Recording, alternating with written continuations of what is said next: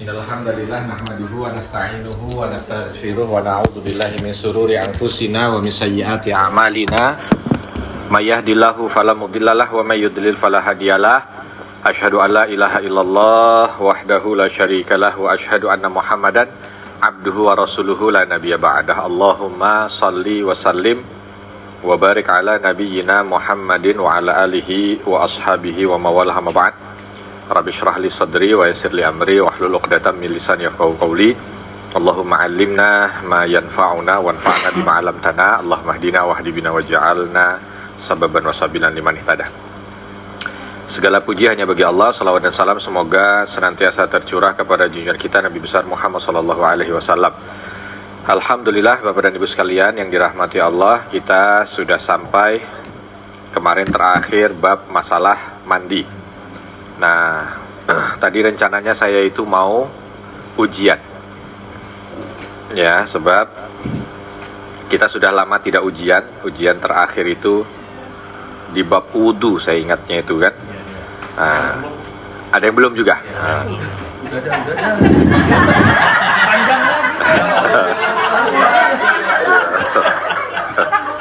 Panjang lagi.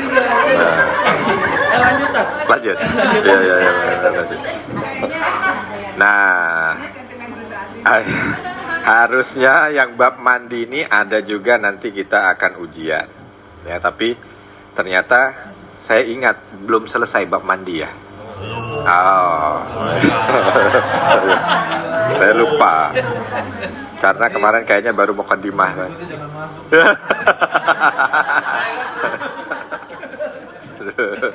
Ya, enggak. Jadi insya Allah bukan di pertemuan berikutnya ujiannya, tapi di pertemuan yang tidak diduga-duga. Ya, gampang lah pokoknya. Saya belum pernah sejarahnya ada ujian di kita itu yang nilainya di bawah 90 kan. Alhamdulillah.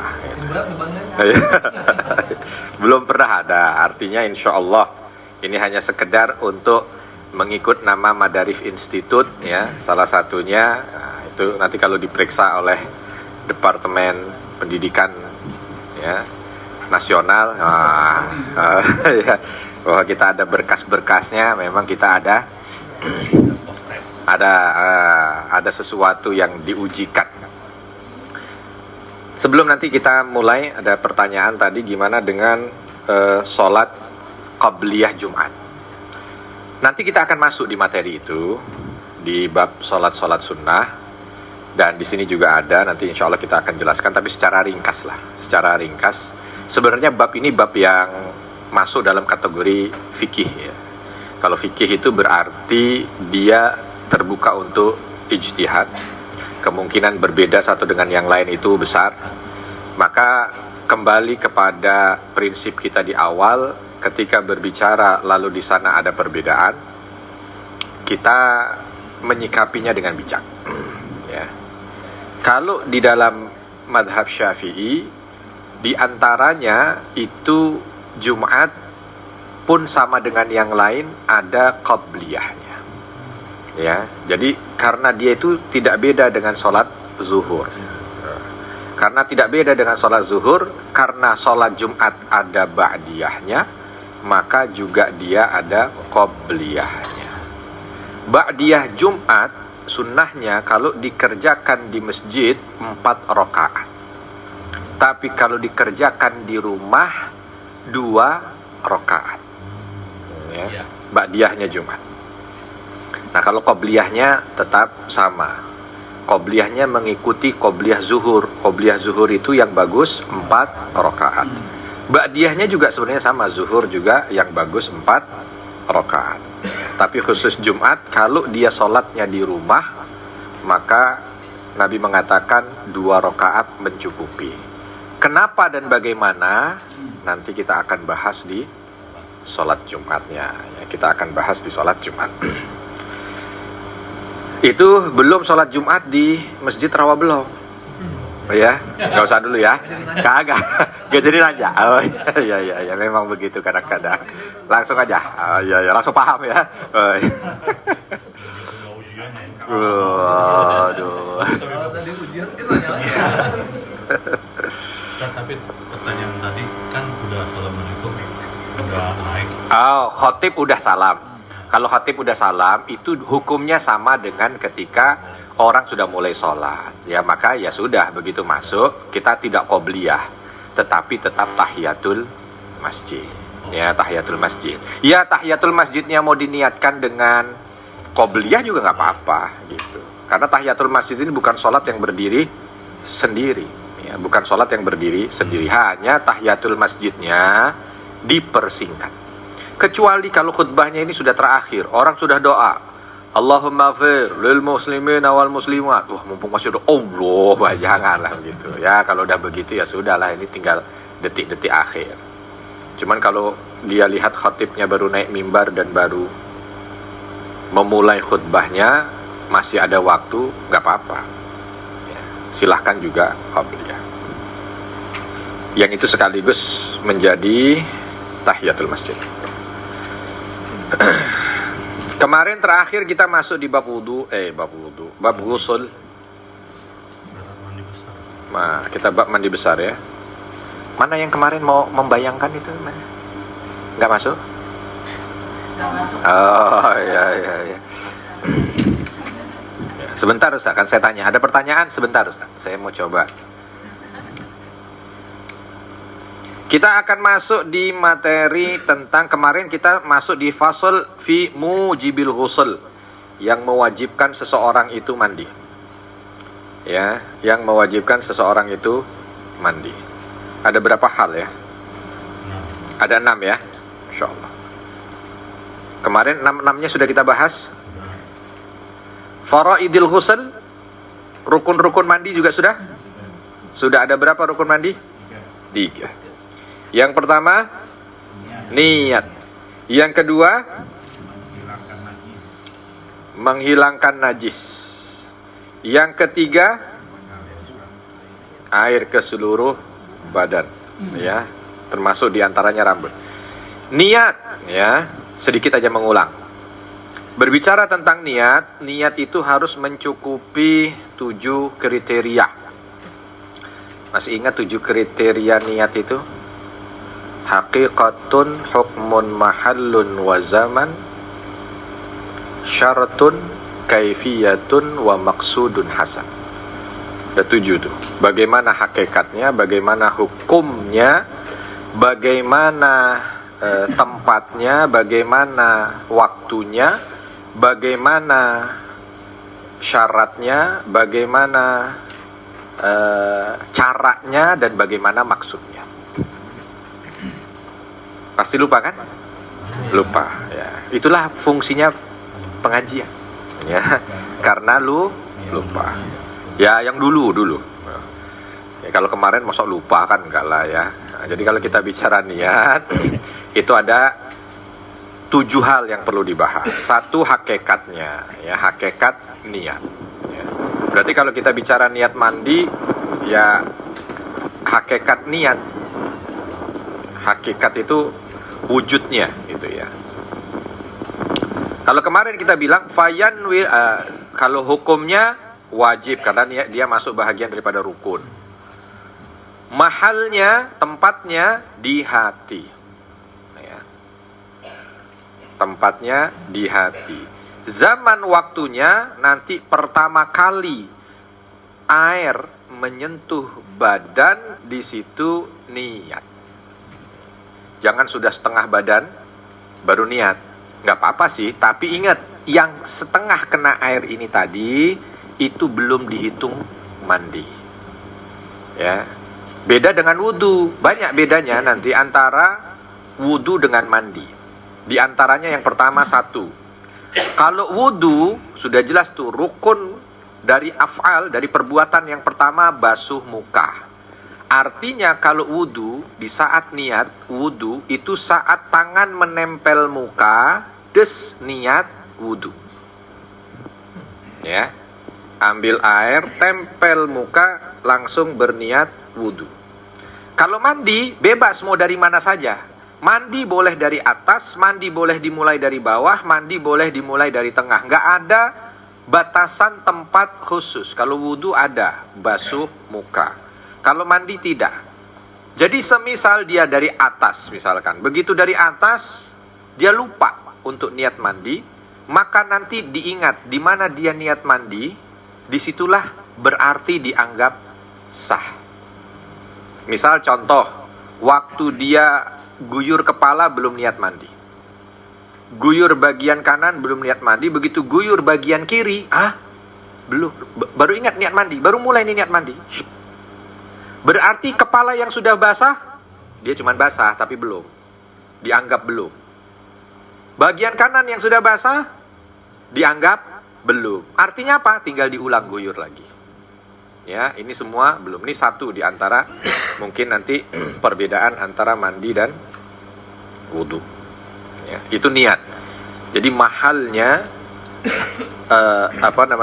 di hati, zamannya, waktunya itu di saat pertama kali air menyentuh badan.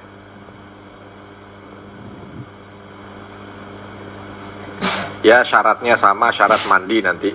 Niat mandi itu kan syarat niat, bukan syarat mandi. Ini secara umum aja sama.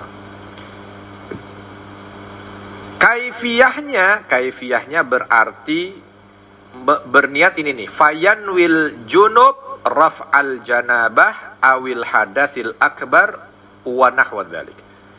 Tata caranya adalah dia niat untuk mengangkat janabah bagi orang yang junub, atau mengangkat hadas akbar, hadas besar. Ya, kan macam-macam kan. Kemarin kita bahas mujibul ghusl, yang mewajibkan orang mandi. Ada 6, apa saja? 1, berhubungan suami istri, berarti janabah kan, junub. Mandinya berarti niatnya, kaifiyahnya, cara niatnya adalah dia niat untuk mengangkat janabah. Gitu. Terus apa lagi yang kedua? Yang menjadikan orang wajib mandi? Keluar mani. Berarti berarti junub sama. Terus berikutnya mati. Nah, yang mati nggak usah niat. Ya, biarin aja yang mati, yang dimandiin nggak usah niat. Nanti kalau yang memandikan, nah itu nanti ada khususan. Ya, niatnya dia memandikan jenazah. Habis itu haid, berarti mengangkat hadas, ya, mensucikan diri dari haid. Nifas sama kan, wiladah, melahirkan. Terus apa lagi? Sudah 6. Ya. Tadi kan mati itu wajiban bagi orang yang meninggal atau orang yang memandikannya. Seandainya ada orang meninggal, kan atas orang yang hidupnya segitu ya. Tergantung. Wajib memandikan atau wajib dimandikan. Ya. Wajib dimandikan itu ainiyah, fardu ain buat mayitnya. Itu wajib dimandikan dia. Tapi kalau yang memandikan kifayah, fardu kifayah. Kalau ada 1 orang yang sudah memandikan, maka gugur kewajiban itu. Nah, gitu. Jadi dua-duanya wajib. Dimandikan 2 dosanya, si mayit dan lingkungannya. Mayitnya nggak dosa, udah selesai. Kalau udah dicabut nyawanya, nggak ada dosa, nggak ada pahala. Yang lain tadi? Yang ain, ya itu hukum saja. Agar tahu bahwa orang kalau sudah meninggal dunia, itu nggak bisa kalau dia nggak dimandikan, harus dimandikan. Makanya disebut ini secara sudut pandang mayit ini ainiyah, dia wajib untuk dimandikan. Tapi secara sudut pandang yang memandikan ini kifayah. Ya, kalau dia itu cukup untuk kalau ada 1 yang sudah memandikan, maka ya, cukup bagi dia untuk yang lain tidak memandikan. Tapi kalau Gitu. dia sampai terjadi entah gimana gitu, dia nggak dimandikan gitu ya. Bukan berarti si mayit yang nambah dosa. Enggak, mayitnya enggak. Dan enggak berarti juga mayit bangun gedor-gedor orang supaya mandikan dia. Enggak. Daripada gedor, yang dimandi. Iya. Daripada gedor, mending langsung ke kamar mandi.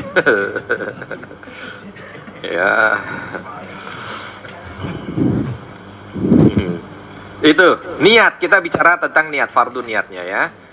Jadi niatnya kalau membahas kaifiyahnya, ya, bagaimana itu tata cara niatnya, berniat untuk mengangkat junub bagi dia yang junub atau hadas akbar, mungkin bagi mereka yang haid nifas. Watan wil haid awin nufasa raf'a hadas al haid awin nifas, ya tadi yang seperti disebutkan.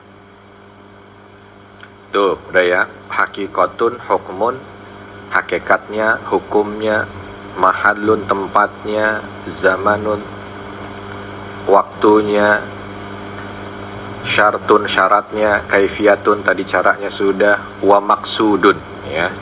Dan maksudnya ini maksudnya, kalau ada maksud berarti niat itu membedakan ini mau mandi ibadah atau mau mandi bukan ibadah. Contoh kalau pagi itu kita mandi pagi, mandi sore, maksudnya itu menyegarkan aja, ya. Tapi kalau umpama kita mau mandi yang besar ini, ya, mandi untuk mengangkat janabah atau mandi untuk mengangkat hadas akbar, ya itu dia maksudnya adalah untuk ibadah. Jadi hati kita itu ini mau mandi ibadah, bukan mandi yang cuman buat kita segar. Rukun yang kedua, izalatun najasa in kanat ala badanihi.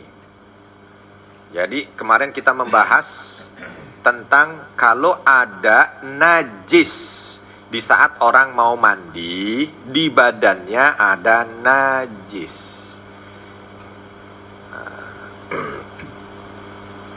Penulis di sini memasukkan yang kedua itu adalah menghilangkan najisnya terlebih dahulu. Jadi tidak dicukupkan dengan niatan mandi saja, harus dibersihkan. Dan ini pendapat siapa? Imam siapa? Imam siapa ya? Nggak apa-apa dibaca bukunya lagi. Kita membahas di sini pendapat dua imam kemarin yang disebut di dalam madhab kita sebagai syaikhan. Dua syaikhnya madhab Syafi'i, Imam Rafi'i dan Imam Nawawi, yang berpendapat bahwa najasah ini harus dihilangkan, ya. Itu pendapat imam siapa? Rafi'i. Tapi masih ingat tidak bahwa najasah ketika kita berbicara tentang najis itu ada dua, najasah hukmiyah dan najasah ainiyah. Nah, makin susah kan? Nah, iya.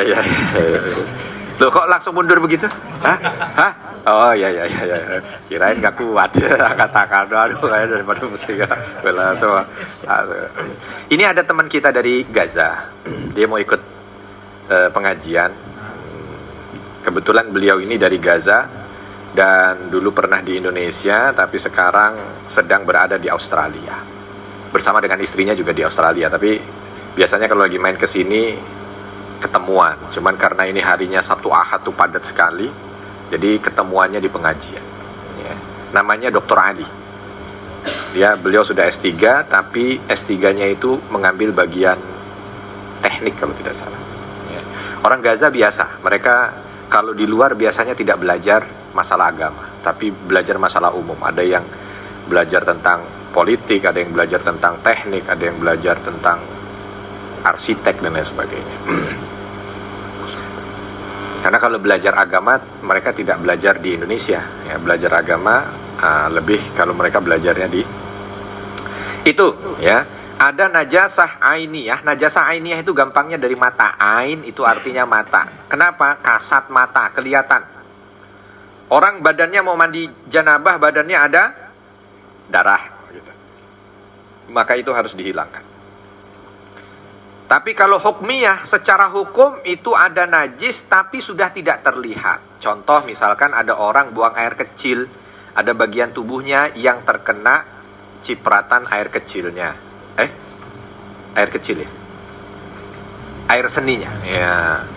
Ada cipratan air seninya. Kan itu nggak berwarna, otomatis tidak nampak mata. Karena tidak nampak mata. Waalaikumsalam. Waalaikumsalam. Masya Allah. Kif halak? Kif halak? Wallah. Masya Allah. Fadal ya Sidi. Allah yubarik fik. Masya Allah. Alhamdulillah. Ini Dr. Ali yang berpakaian hijau dari Australia, beliau datang ya. Masya Allah. Yang satu lagi saya lupa. Ustaz Muhammad. Abu Hasan Allah. Iya, ada Ustaz Abu Hasan. Beliau di Kuala Lumpur, sah? Iya. Ya, berada di Kuala Lumpur tapi Masya Allah sedang berada juga di Jakarta juga, Masya Allah. Alhamdulillah. Jadi tambah berkah.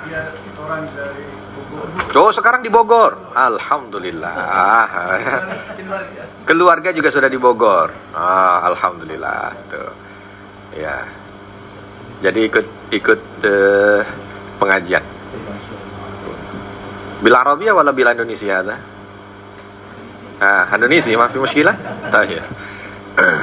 Saya tanya pakai bahasa Arab apa pakai bahasa Indonesia? Pakai bahasa Indonesia aja. Ya, lebih baik yang bermasalah 2 orang daripada. Wah, ini bahaya ya bermasalah sekian banyak ini. Itu yang kemarin ya, kita izalatun najasa. Jadi ada najis yang disebut sebagai najis ainiyah yang terlihat. Jadi kita itu kalau lagi mau mandi besar ya, itu mandi besar ini biasanya disebut kalau orang Indonesia mandi janabah, padahal belum tentu dia dari janabah ya, mungkin dari hadas akbar, dari haid atau nifasnya.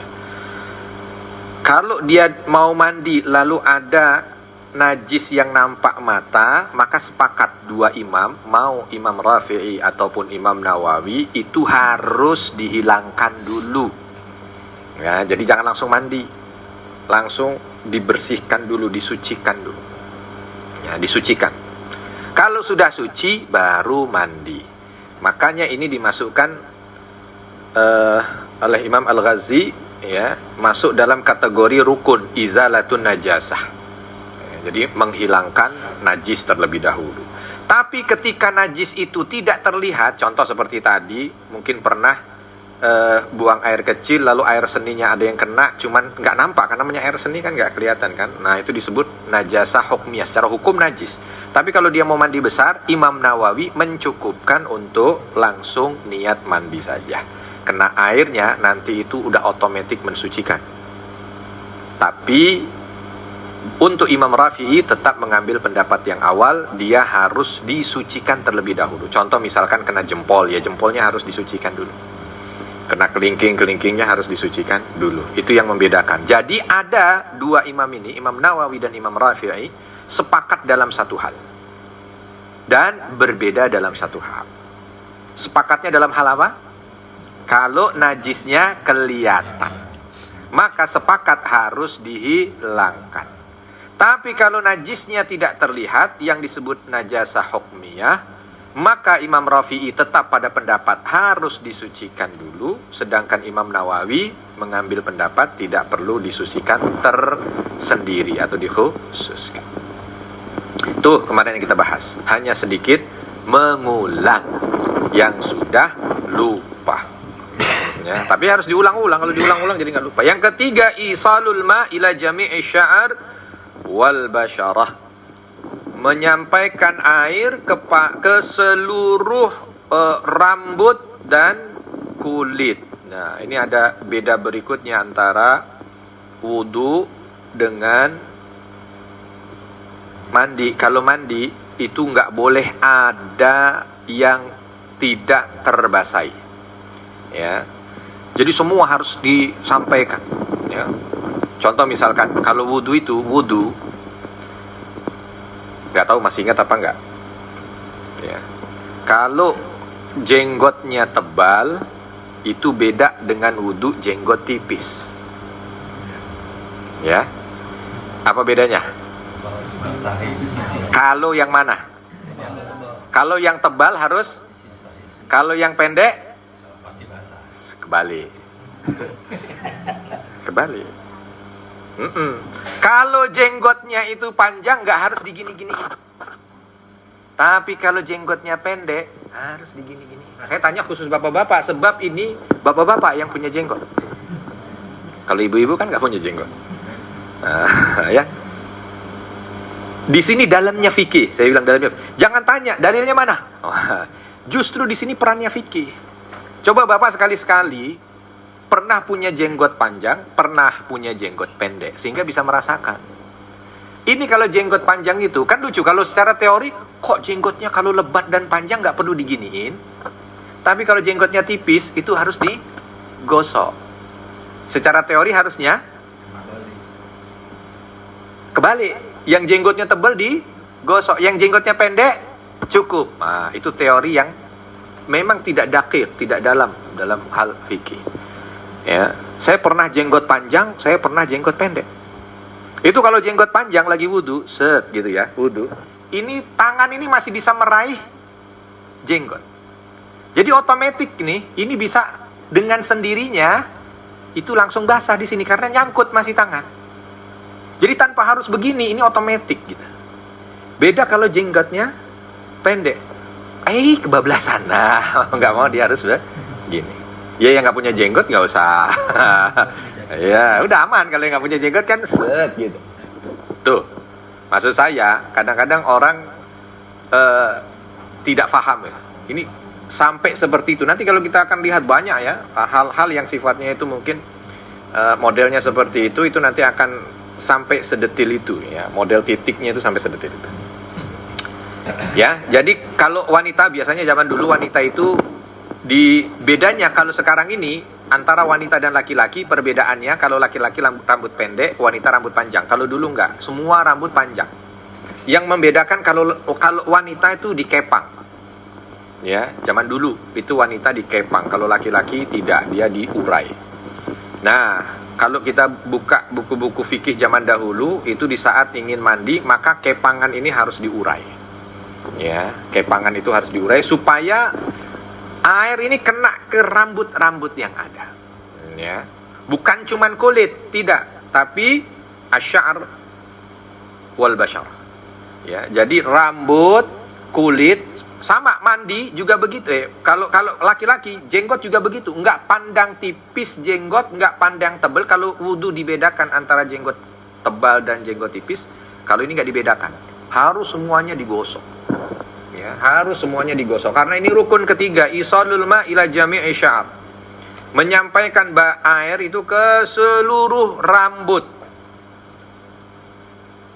Wal basyarah dan kulit. Ya. Tuh.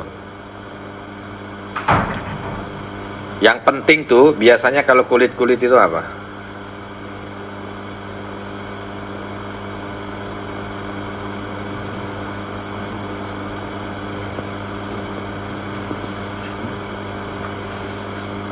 Wa yajibu ghuslu ma dhahara min simakhai udhunaihi. Nih yang biasanya nih. Nih wajib dibasahin sini nih, belakang telinga nih. Ya ini disampaikan oleh penulis beberapa yang kemungkinan seputaran telinga ini banyak yang tersembunyi.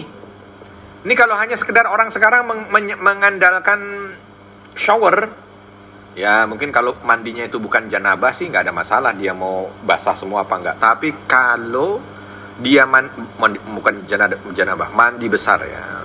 Kalau mandi besarnya itu ada satu yang tidak terkena air, nah ini rukunnya tidak tercukupi. Ya, maka ini semua harus kena di sini nih biasanya nih biasanya di sini. Karena biasanya kan ini cuman sunnah di wudu. Telinga ini cuman sunnah di wudu. Tapi kalau untuk mandi jadi rukun. Ya, jadi rukun. Nah, maka perlu untuk ketiak nih nggak dipakai kalau wudu, tapi kalau mandi jadi rukun. Semua harus basah. Kalau bapak-bapaknya sudah, kalau punya anak laki-laki kasih tahu. Kalau ibu-ibunya sudah paham, punya anak perempuan kasih tahu. Karena kadang-kadang orang ya udah dia rasa mandinya ya seperti mandi umum aja. Enggak. Isalul ma ila jami', menyampaikan air ke seluruh tanpa kecuali. Ya, ke seluruh tanpa kecuali. Walaupun nggak perlu juga detil-detil amat. Ambil alat yang khusus buat mata begini ya nggak juga begitu kan, secara umum juga udah kena. Nah, tapi kita itu menyampaikan kepada seluruh ya, jadi diantaranya simakhai udhunai nih, bagian-bagian yang di telinga inilah yang memungkinkan. Wa min anfi majdhu', mungkin nauzubillah ada orang-orang yang mungkin hidungnya putus atau apa ya, atau apa gitu kan. Nah ini ya, min syuquq badan ya. Ada pecahan-pecahan di badan nih ya. Contoh misalkan kalau kita pecah kaki kaki, apa namanya itu namanya? Kalau pecah-pecah tuh apa? Bukan kapalan, dia yang ada yang telapak kaki tumitnya. Tumit kering itu kan ada tuh pecahan-pecahannya itu. Tuh, jangan lupa. Ya, harus sampai ke situ. Makanya kalau orang dulu dia punya sikat khusus untuk mandi besar, dia punya sikat. Ya, untuk menyampaikannya itu. Karena sekarang begini, perlu untuk kalau orang dulu masih pakai gayung. Mandi pakai gayung dengan mandi pakai shower beda. Apa bedanya? Banyak. Kalau shower dari atas, kalau gayung diangkat dari bawah. Maksudnya untuk yang ininya itu, kalau shower tuh kadang-kadang kita merasa cukup aja. Kalau gayung kan dihantar, air itu dihantar ke lokasi. Ya, air dihantar ke lokasi. Nah, kalau air dihantar ke lokasi ini akan lebih punya feel. Tapi kalau yang shower itu udah ya, pokoknya udah air ada dari atas kayak mandi hujan, dan habis itu langsung itu syukukul badan. Kalau ada hal-hal yang mungkin tangan-tangan nih pecah, kapalan-kapalan atau apa nih, disampaikan semuanya. Ya. Wa yajib isalul ma ila ma tahta al-kulfah minal aqlaf. Kulfah minal aqlaf, ini mohon maaf. Kemaluan laki-laki bagi yang dia sudah masuk kewajiban untuk melaksanakan mandi wajib tapi belum sunat. Itu ada kulfah di ujung itu harus dikenakan air. Ya, harus dikenakan air. Tapi kalau dia udah sunat, udah khitan, nggak perlu, ya, sebab itu sudah masuk bahagiannya. Cuman sampai di situ pun itu betul-betul dilihat. Ia bedu min farjil mar'ati inda qu'udiha liqada'i hajatiha. Begitu juga dengan auratnya perempuan. Kalau tadi laki-laki itu yang diperhatikan alat kelaminnya, perempuan juga sama. Sebab kenapa ditekankan? Karena ini hal yang biasa tertutup. Sehingga kadang-kadang nanti takut kalau nanti terlupakan, ya. Semua kalau bahasa kita sekarang kan bagian intim. Baik bagian intim laki-laki ataupun bagian intim wanita itu wajib untuk disampaikan air ke sana.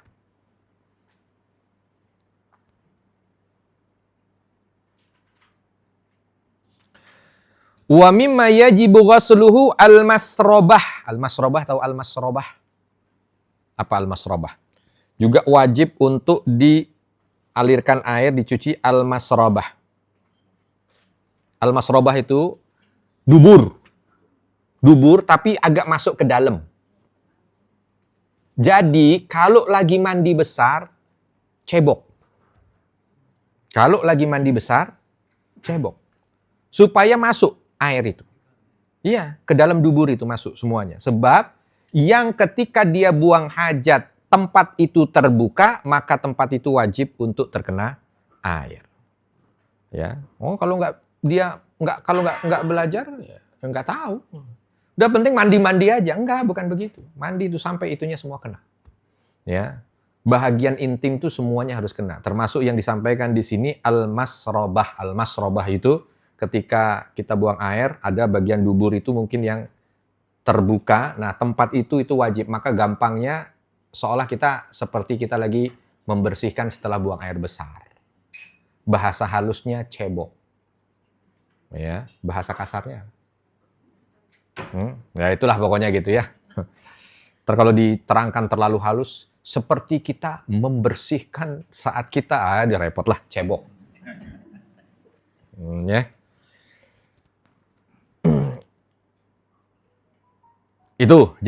Itu bahagian ya, yang memungkinkan kadang-kadang kita lupa. Kalau mata sih ya insya Allah lah, dengan kucek-kucek mata ini biasanya selesai. Tapi yang memungkinkan biasanya itu 1 telinga, 2 bagian yang pecah-pecah, 3 bagian intim. Ya, nah, bahagian itu yang harus diperhatikan ketika dia mandi wajib. Tuh ya.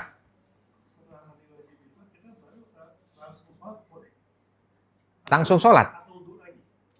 Kalau dia nggak batal, kan nanti kita akan baca di sunnah mandi, kita baru fardu nih.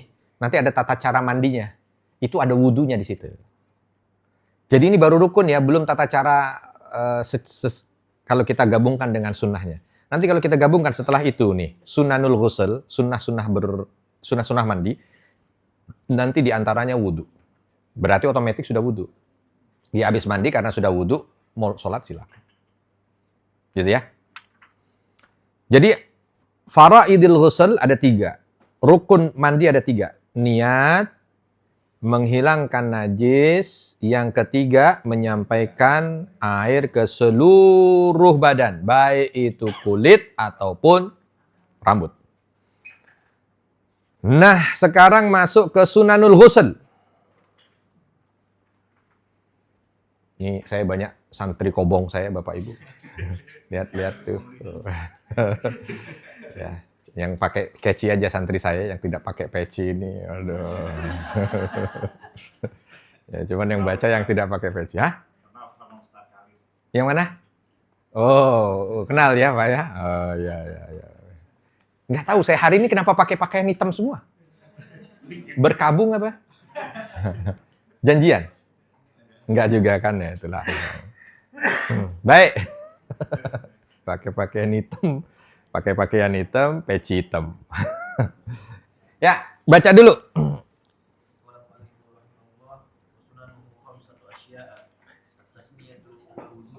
Ya, baca.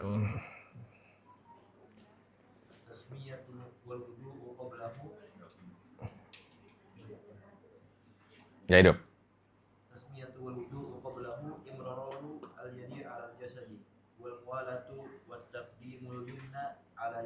Iya. Jadi sunnahnya wudhu itu ada 5. Yang mewajibkan orang untuk mandi ada 6. Fardu atau rukun mandi ada 3. Sunnah mandi ada 5. Tuh gitu aja soalnya, kan gampang. Itu pakai ditunda-tunda. Ya, saya cuma sebutkan berapa hal yang mewajibkan orang mandi. 6, gitu aja udah 6. Rukun mandi 3. Sunnah mandi. Nah, itu udah kan nilai 100 sudah. Ditunda minggu depan. Nah, kalau minggu depan sebutkan. Nah, itu aja tambahannya udah. Gimana mau hari ini apa pekan berikutnya?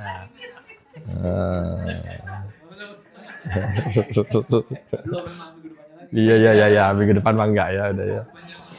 Ada 5. Yang pertama at-tasmiyah, membaca bismillah. Yang kedua al-wudu'u qablahu, wudu dulu. Yang ketiga imrarul yad 'alal jasad. Nih, pakai digosok. Ya, pakai digosok untuk meyakinkan. Yang keempat al-muwalah, berurutan. Jangan mandi baru bagian atas pindah. Kalau kemarin wudu, ya sama juga, muwalah juga sunnah sih. Bukan fardu. Tapi sunnahnya, kalau wudu, boleh kita kumur-kumur, basuh muka, tangan, kepala, air mati. Sisa kaki. Boleh pindah ke masjid. Tapi kalau mandi, baru setengah badan, air mati, mau pindah ke masjid. Ya, cuman buat mandi kayaknya. Ya, ada 5. Bismillah, wudu, bahasa gosok, gosok, terus mualah itu apa ya bahasa Indonesianya? Berkesinambungan, ya, berkesinambungan. Dan yang kelima, mendahulukan kanan, Jadi kanan dulu baru kiri. Oke, kita bahas satu-satu. Dari syarahnya dulu. Itu matan dalam Abi Suja'-nya. Matan dalam Abi Suja'-nya begitu. Kita lihat sekarang syarah dari pensyarahnya. Syekh Al-Ghazi. Silakan. Wa sunanuhu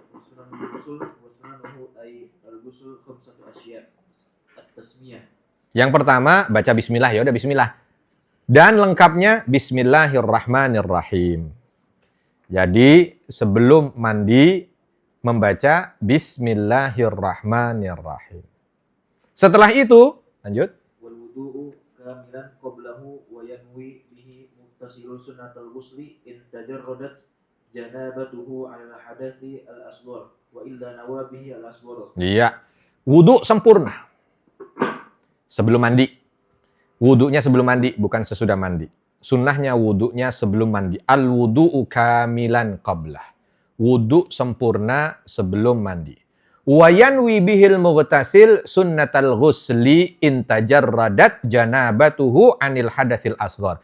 Kalau di saat dia mandi itu tidak ada hadas kecil, artinya wudunya dia belum batal, ya sudah, wudunya dia niatkan wudu sunnah. Ya, wudunya dia niatkan wudu sunnah. Tapi kalau dia mandi itu bersamaan dengan itu ada hal yang membatalkan wudunya, maka sekaligus dia niatkan wudunya untuk menghilangkan hadas kecil. Paham? Paham? Belum. Wudu secara sempurna. Ya, wudu secara sempurna yang kemarin kita bahas tuh ya. Wudu dah sebelum mandi. Wudunya sebelum. Sebelum mandi dia wudu. Jadi baca bismillah terus habis itu mandi. Baca bismillah habis itu wudu. Nah, wudunya itu kita lihat kalau orang yang mandi itu dia tidak dalam kondisi batal wudu, ya sudah. Dia niatnya ini wudu sunnah menyertai mandi. Tapi kalau dia itu di saat ingin mandi itu wudunya batal, maka bersamaan dengan itu ya dia niat juga untuk mengangkat hadas kecilnya. Ya, mengangkat hadas kecil. Paham? Kenapa? Kan mandi sendiri aja itu udah dalam keadaan batal wudu. Belum tentu. Belum tentu. Kok bisa mandi batal wudu? Tadi kata apa? Yang megang-megang alat kelamin membatalkan wudu. Kalau mandinya dia megang alat kelamin dengan tangan. Kalau dia mandinya pakai apa namanya tuh? Sarung tangan? Atau ketika dia gosoknya itu bukan dengan tadi yang saya bilang mungkin dengan sikat. Ya mungkin dengan apa? Kan nggak batal. Itu sesudah, kalaupun batal, sesudahnya. Kalau ini sunnahnya berarti sebelumnya. Intinya ada kemungkinan kita mandi besar itu, ada kemungkinan saat itu bersamaan dengan batal wudu, atau kemungkinan tidak batal wudu. Tetapi memang kalau kita biasakan dalam keseharian kita, biasanya orang mandi itu dia sekaligus bersamaan dengan itu batal wudu. Ya. Walaupun saya katakan tidak, nanti kita akan lihat kenapa tidak. Sebab nanti mandi ini, ada mandi itu untuk hal-hal yang sifatnya sunnah. Makanya disebut nanti ada mandi-mandi al-ghusl al-masnunah. Nah ini masuk dalam kategori itu. Ghusl al-masnunah, mandi hari Jumat, mandi sholat Id, mandi setelah memandikan jenazah dan lain sebagainya. Bisa jadi orang kalau dia mandi Jumat tidak dalam kondisi batal wudu. Maka dia niatkan di awal wudunya itu untuk sesuatu yang sifatnya apa? Sekedar untuk melengkapi sunnah mandi. Tapi kalau seandainya dia di saat itu batal wudunya, maka ya dia meniatkan untuk mengangkat hadas kecil. Gitu ya?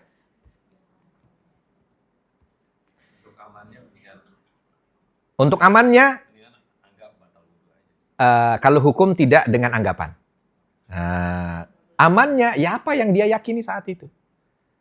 Ada juga kan habis mandi, habis wudu, habis itu harus mandi, bisa jadi. Dan dia tidak dalam kondisi mungkin batal wudunya, ya nggak apa-apa. Berarti wudunya itu bukan untuk sesuatu yang sifatnya mengangkat hadas kecilnya, tapi untuk melengkapi sunnah mandinya. Melengkapi sunnah mandinya. Baca bismillah, wudu sebelumnya, nanti ada pertanyaan, nah kalau seandainya habis wudu ternyata waktu mandi, ada yang membatalkan, entah buang angin lah, entah buang air lah, entah apa lagi. Menyentuh kemaluan lah, apa segala macam, ya berarti nanti disempurnakan lagi. Setelahnya kalau mau wudu lagi, wudu. Ya. Gitu. Sunnah berikutnya yang ketiga, imrarul yad ala ma wasalat ilaihi minal jasad wa yu'abbaru an hadal imrar biddalk. Menyampaikan air ke seluruh tubuh, tapi dengan cara, apa nih namanya nih? Menggosok ya. Ya, menggosok yang memungkinkan untuk sampai. Mungkin kadang-kadang ada yang tidak sampai, tangan tidak bisa ya. Contoh misalkan Ada orang yang dia mungkin berat badannya berlebih, mau ke belakang nggak bisa. Ya, coba sekarang. Pada bisa nggak ke belakang, bapak-bapak? Hah? Iya coba. Kan ini kan ada bagian nih ya. Ini kalau ini masih nih. Tapi begini, ini kan nggak. Ada mungkin bagian-bagian yang nggak kena. Makanya tetap masuk kategorinya. Ini gosok itu sesuatu yang memang sampai. Ya yang nggak sampai nggak usah dipaksa. Tapi harus dipastikan airnya sampai. Ya kalau air harus sampai. Airnya nggak sampai Ustadz, nggak usah dipaksa. Nggak, kalau air harus sampai. Tapi kalau gosoknya ini, nah ini boleh lah kalau seandainya tidak sampai. Ya. Mandi besar dimandiin istri, sah atau tidak? Hah? Apanya yang batal? Wudhunya enggak ya? Hah? Boleh dong nanti. Sunahnya kayak apa dong sunah wudhunya? Materinya belum nyampe. Ya, tar. Ya, jangan terlalu ditambah-tambah ya. Nanti kalau umpama kita baca, ini kan buku kita ini yang tipis ya, buku tipis. Nanti kalau bukunya agak tebel, tambah tuh materi begitu. Gimana kalau dimandikan oleh, gitu. Macam-macam lah nanti, tapi kita dasarnya dulu. Ustadznya ini terlalu mengajak. Karena saya rasa ini udah pada pinter-pinter gitu dari wajahnya. Iya, perasaan aja. Ya. Jangan pakai perasaan, tapi pakai nilai yang jelas. Makanya ujian. Ya, itu baru kelihatan kalau pakai ujian. Saya nggak jadi dapat 100 gitu. Karena soalnya cuma 3, suruh nyebutin berapa hal yang itu 635 ini. Soalnya diputar nanti. Jawaban 635. Baik. Wal mualah baca. Wal mualatu wa sabaqu ma'naha fil wudu. Wa taqdimul yumna min asy-syiqqaihi 'ala al-yusra. Iya. Al mualah tahu ya? Diartikan apa al-mualah? Berkesinambungan. Ya, berkesinambungan. Ya udah terus-terusan, jangan ada jeda. Jangan ada jeda. Terus pindah mualah itu gampangnya begini, sebelum anggota badan sebelumnya kering, sudah pindah ke anggota badan berikutnya. Itu yang disebut mualah. Ya. Kalau tiba-tiba baru kepala, ada telepon. Halo? Wah, gitu ya. Gimana kamar mandi? Iya. Semisal gitu kan. Itu. Ya. Misalkan enggak lah, bukan di kamar mandi rumah. Ini kan handphone ada. Biasanya ada yang di hotel itu kan ada kamar mandi, ada ininya kan. Ada teleponnya. Lagi mandi, baru dapat kepala telepon. Pak, pesen makannya apa, Pak? Sebentar, saya mau pesen nasi goreng, tapi tolong. Itu keburu kering kepalanya. Itu berarti sudah tidak mualah.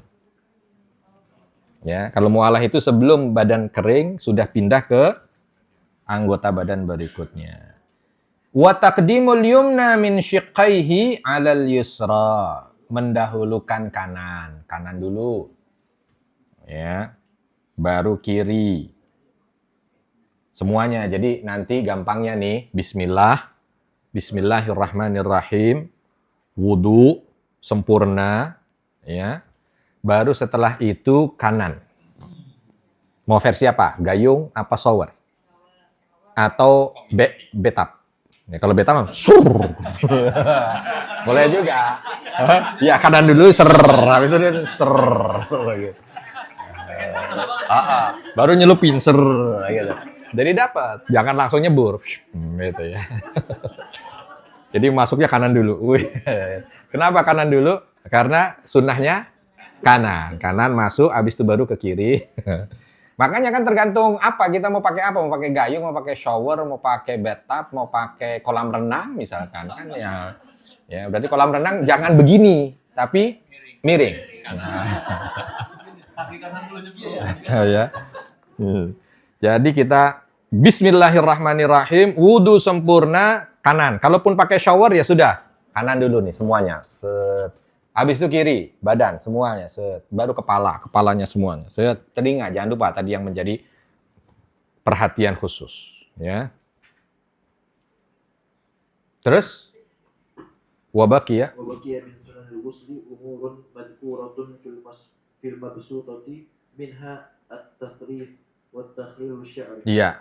Ada beberapa juga yang tidak dimasukkan di sini. Banyak sebenarnya, tapi ini dimasukkan 2 saja. Di antara beberapa sunnah-sunnah mandi yang itu disebutkan dalam beberapa kitab yang lebih tebal dari ini. Bahasanya gitu. Kitab kita ini tipis. Ya. Ada yang kalau pembahasan yang lebih tebal atau bahkan sangat dalam sekali mungkin akan tambahan lagi. Tetapi dinukil di sini at-tatslits 3 kali. Guyurannya 3 kali. Jadi tadi ya kanan 3 kali ser. Ya kalau shower berarti showernya kan sudah hidup, berarti 1, 2, 3 semuanya kena. Dah yang batap, yang betap bayangkan sendiri berarti 1, angkat lagi 2. Iya sunnah ya. Itu ada pertanyaan sunnah mandi? Gampang ya. Insya Allah. Jadi pertanyaannya 5 apa 7 Ustaz? Bebas. 5 boleh. Ditulis di situ. Kalau dalam kitab yang tidak terlalu tebal, 5. Tapi kalau kitab yang agak lebih tebal, 7. Nanti bisa jadi 14. Ya silakan. Udah. Iya. Iya. Tapi kan ada orang yang sudah terlanjur tatoan, Iya. kemudian hijrah begitu, itu gimana? Hukumnya gimana? Hijrah atau tobat? Tobat. Oh ya tobat ya, karena beda antara hijrah dan tobat kan.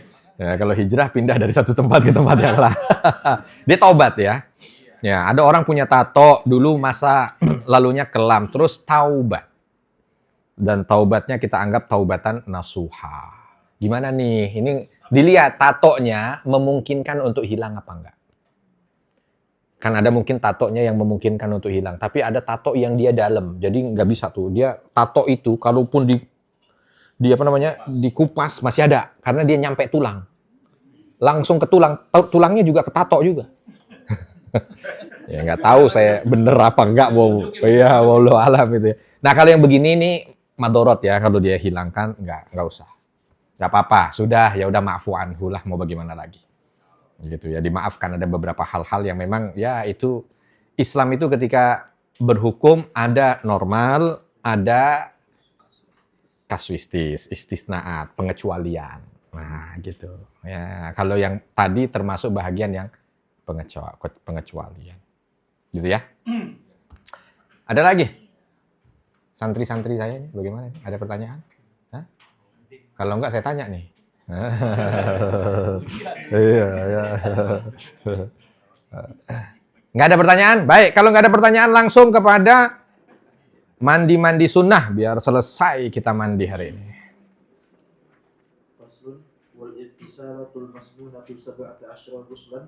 Nah, banyak ya. Kita akan membahas tentang mandi-mandi sunnah itu ada 17. 6, 3,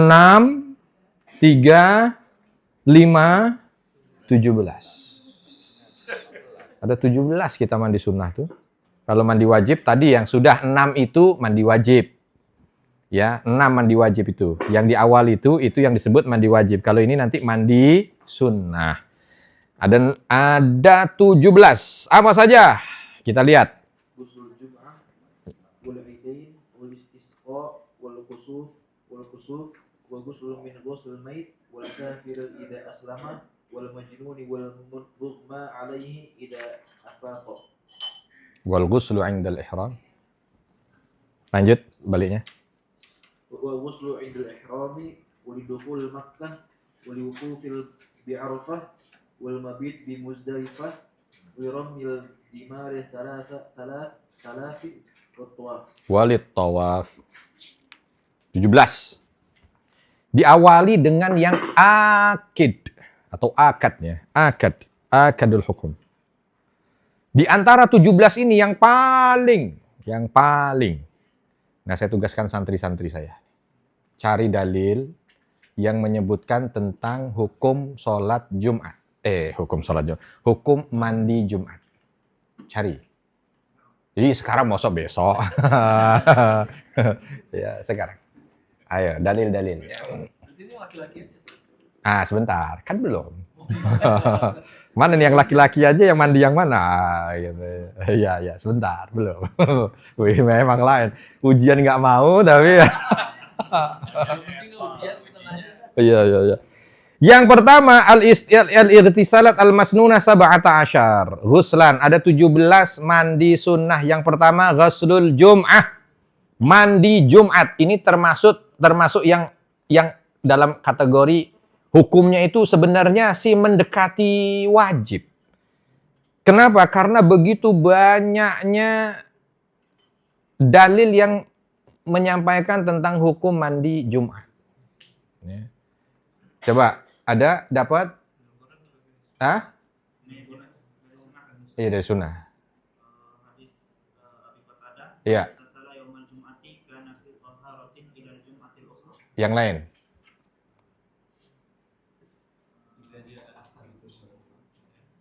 Idza jaa ahadukumul yawma falyaghtasil. Yang lain? Ya.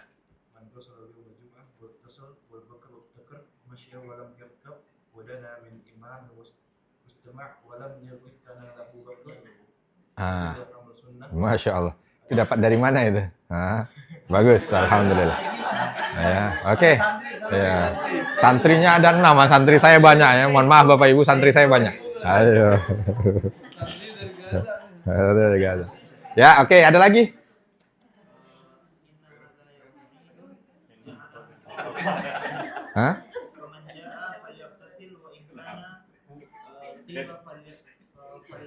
Oke, terus lanjut. Ada lagi? Ada? Cuman itu lagi? Banyak. Hadis. Maksud saya begini, hadisnya itu banyak. Hadis mandi Jumat itu banyak. Bahkan ada yang sampai kalimatnya itu diwajibkan. Ya. Kalimat-kalimat pakai dengan kalimat-kalimat wajib itu banyak. Ya. Mandi Jumat wajibun. Ya, bahwa mandi Jumat itu hukumnya wajib. Terus yang lain lagi, falyaghtasil, maka hendaknya dia mandi. Oleh sebab itu, di dalam madhab Syafi'i menyampaikan bahwa mandi Jumat itu aqdul ghusl fis sunan. Jadi di antara yang paling sunnah, mandi-mandi sunnah adalah mandi Jumat. Kalau qaulul qadim itu sebelum madhab jadid. Sebelum madhab jadid, pendapat Imam Syafi'i yang paling atas dari derajat mandi sunnah itu adalah mandi 2 hari raya, Aidain. Mohon maaf kok mandi 2 hari. Mandi setelah orang memandikan jenazah. Tapi ini qaul qadim. Nah, ini qaul jadidnya di sini nih. Yang pertama, makanya itu rata-rata kalau kita buka madhab Syafi'i, maka akan mengambil di sini. Ghuslul Jum'ah. Mandi Jumat. Untuk siapa? 1. Lihadiriha. Yang mau sholat Jumat. Mungkin ini yang menjadi penyebab tanya laki-laki ya Ustadz? Enggak juga. Karena kalau di Madinah dan di Mekah kan perempuan juga ikut sholat Jumat. Yang penting lihadiriha. Yang mau sholat Jumat. Kalau mau sholat Jumat, ya berarti sunnah mandi. Dan sunnahnya ini sunnah muakkadah. Akadus sunnah. Ya, sunnah muakkadah itu yang paling tinggi. Yang kedua, wa waqtuhu minal fajri shadiq. Waktunya itu dimulai dari adzan subuh. Jadi kalau ada bapak-bapak niat dia mau sholat Jumat hari itu, tapi dia mandinya sebelum subuh, maka tidak masuk dalam kesunnahannya. Nah, tidak masuk dalam kesunnahan. Kok diambil? Hah? Oh, udah pakai ini ya. Oh, iya. Masuk kesunnahan. Jadi kalau umpama orang ada dari bapak-bapak mau sholat Jumat hari itu. Jam 4 belum adzan subuh, udah mandi, niatnya mau mandi Jumat. Nggak sah. Ya, nggak sah. Harus waktunya setelah subuh. Ya, setelah subuh. Dia pasti. Betul sekali. Memang lain Pak Vero. Kadang-kadang ya ada. Enggak ngantuk lain. Oh, luar biasa. Coba itu langsung Ya, itu udah dicatat semuanya. Catatan paling lengkap tuh Pak Wiro. Ya boleh. Ya, jadi waktunya sesudah subuh sebelum Jumat. Ya, waktunya sesudah subuh sebelum Jumat. Mandi Jumat sunnah. Gimana kalau bergabung antara mandi sunnah dengan mandi wajib? Apakah perlu 2 kali? Nah, ini nanti masalah kalau kita membuka buku yang lebih tebal. Nah, yang nggak ada di kitab nggak usah dibahas dulu. Orang yang ada aja pada lu mau ditambah-tambah. Ya segini aja. Karena kalau kita kemarin saya buka-buka tuh kitab yang membahas tentang ghuslul Jum'ah aja, yang sunnahnya mandi Jumat itu, ada yang satu kitab itu membahasnya hampir 40 halaman. Di sini cuma 1 paragraf. Bukan 1 paragraf ya nih. Hah? Ini setengah baris. Enggak nyampe. Makanya alhamdulillah. Ya. Kalau bukunya itu tipis-tipis, alhamdulillah. Saya juga waktu baca daripada nanti ditanya sama malaikat aja tuh aja dah. Alhamdulillah. Itu mandi Jumat. Jadi bagi orang bapak-bapak nih, terutama banyaknya apalagi kalau di Jakarta ada orang yang berangkat ke kantor sesudah sholat subuh. Ada loh di beberapa tempat yang berangkat ke kantor sebelum sholat subuh. Otomatis kadang-kadang mandinya sebelum azan subuh. Karena nanti sekaligus dia mandi, habis itu ke masjid, sholat subuh, terus berangkat ke kantor. Kalau dia ini mandi dalam kondisi seperti itu, dia belum mandi Jumat. Ya, belum mandi Jumat. Tidak dihitung mandi Jumat. Iya memang nggak apa-apa, tidak mempengaruhi absahnya Jumat, tapi dia nggak dapat. Padahal ini masuk bahagian sunnahnya yang itu muakkadah. Kalau bisa jangan ditinggalin ini. Ya, kalau bisa hari Jumat itu jangan ditinggalin mandi Jumatnya. Ya, niatkan mandi Jumat. Terus ada orang yang atau ulama yang menyampaikan kira-kira maksudnya mandi Jumat ini untuk apa ya? Ya, karena di dalam syariat itu biasanya ada maqasid, ada maksud ya, yang bisa diterima oleh akal. Nah, mandi Jumat ini termasuk ibadah yang maksudnya bisa diterima oleh akal. Kenapa? Karena pada masa Nabi dulu, itu orang kalau sholat Jumat nggak ada masjid lain kecuali di masjid Nabi. Jadi masjid-masjid yang ada di seputaran kabilah-kabilah yang biasa digunakan untuk sholat, semuanya stop, semuanya pindah ke masjid Nabi. Ini ada yang jalan lumayan jauh. Pakaian mereka itu pakaian-pakaian yang sangat memungkinkan untuk membuat seseorang itu keringetan. Ya beda dengan pakaian kita lah. Kalau pakaian kita ini, waduh, ini pakaian yang... Kalau pakaian zaman dulu, bayangkan kalau kayak karung goni kita sekarang itu. Karung goni dipakai gimana Pak Wiro? Kira-kira. Wah, ya, gatal, keringetan gitu. Bisa kebayang juga kalau kanan kiri kita itu mereka pakai begitu. Kan otomatis baunya juga menyengat. Makanya Nabi Shallallahu Alaihi Wasallam meminta di antara banyaknya hadis yang memerintahkan sholat Jumat itu karena itu tadi. Ini adalah hari raya di mana kalian itu berkumpul, maka hendaknya sebelum kalian berkumpul mandi. Jadi maksudnya agar ketika ada perkumpulan itu orang tidak terganggu. Ini yang akhirnya banyak beberapa yang mengkiaskan, berarti ini juga disunnahkan. Kalau ada di antara kita yang ingin kumpul-kumpul melaksanakan satu aktivitas ibadah, mandi terlebih dahulu. Mohon maaf, santri saya sudah pada mandi? Alhamdulillah. Yang terpenting santri. Yang lain nggak perlu.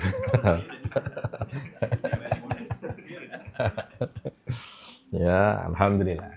Ya, karena ini pengajian nih kumpul gitu kan, pengajian nih kumpul mungkin. Ya kalau kita sih alhamdulillah lah ya, enggak. Karena memang begitu Islam tuh sampai begitu indahnya gitu ya. Nabi Shallallahu Alaihi Wasallam menyampaikan barang siapa yang memakan bawang jangan dekat-dekat musola kami. Bukan apa-apa itu tujuannya supaya apa? Supaya tidak ada orang terganggu. Bisa kebayang ketika orang makan bawang, makan basal, tiba-tiba begitu Allahu Akbar, ya. terus langsung waladhdallin, pingsan kanan kiri. Ya. Maksudnya begini, ini bukan di saat ini. Kalau di saat ini oke lah, itu menjadi sesuatu yang umum, ya. Kalau zaman dulu enggak. Zaman dulu itu umumnya ya orang bau. Zaman dulu itu umumnya itu ya sudah nggak ada bersih-bersih begitu, nggak ada. Tetapi Islam hadir dengan itu, gitu loh. Di saat yang lain nggak ada yang begitu. Jadi alhamdulillah kita bahagia dengan apa yang Allah Subhanahu wa taala turunkan dengan Islam ini. Itu Jumat ya? Jumat. Ya. Itu tata caranya sama dengan Sama. Tata caranya tadi sama dengan mandi wajib. Ya, termasuk yang tadi wudu dulu, ya, terus bismillah dulu ya, bismillahirrahmanirrahim. Wudu, terus apa? Menyiram, menggosok, kanan dulu, terus berkesinambungan. Ya kan? Tuh, sama persis. Ya kalau batal lagi mau wudu lagi setelahnya wudu. Ada lagi pertanyaan? Jadi bapak-bapak tolong dijaga betul mandi Jumatnya. Sebab ini termasuk di antara mandi yang sunnahnya itu muakkadah. Sunnahnya bukan sembarang sunnah, tapi sunnahnya itu derajatnya paling tinggi di antara mandi-mandi sunnah yang lain. Ya. Jangan sampai, ya. Kalau dia habis mandi, dalam bil sunnah wudunya, mandinya itu nggak dikonsider sebagai wudu ya? Enggak. Jadi setelah mandi wajib, dia kalau mau sholat tetap wudu lagi. Wudu lagi. Mewakili jangan wudu gitu ya. Tidak mewakili wudu. Makanya nanti orang nggak cukup ya. Dia misalkan dia nggak dalam kondisi hadas, tapi batal wudu. Mau dia mandi, ya tetap harus wudu. Ada pertanyaan lagi? Baik. Yang kedua, ghaslul idain. Al-fitri wal adha. Ya, masuk. Baca. Ghusl al-aidain al-fitr wal adha wa yadkhul waqtu hadzal ghusli bi nisfil laili. Mandi 2 hari raya Idul Fitri dan Idul Adha, dan masuknya waktu mandinya mulai dari startnya binisfil lail, tengah malam. Apa bedanya dengan Jumat? Ada 3 bedanya dengan Jumat. 1, kalau Jumat ini sunnahnya paling muakkad. Mandi sholat 2 hari raya, itu di bawahnya. 2, waktu. Kalau waktunya sholat Jumat setelah subuh, waktunya mandi Idul Fitri, Idul Adha, tengah malam. Waktunya mandi untuk sholat Jumat, ba'da subuh. Dimulainya, startnya. Ya, dimulainya. Jangan tengah malam mandinya, gaya ini mulainya. Beda lah. Kenapa beda Ustadz? Ini maslahah. Ini contoh ketika al-maslahah al-mursalah dipakai. Ya, melihat dari sisi maslahahnya saja. Jadi kalau dilihat orang, kalau mandi sholat Id itu mulainya habis subuh, waduh, kedandapan itu nanti. Ya. Tahu kedandapan? Enggak tahu ya? Ya itu, panik, buru-buru. Ini orang Perancis saja yang bisa. Perapatan Ciamis. Ya. Buru-buru. Satu rumah 8 orang, kamar mandi cuma 1. Waduh, ya. Bisa repot nanti. Makanya mulainya, kalau sholat Jumat, waktunya masih panjang, masih duhur. Ya.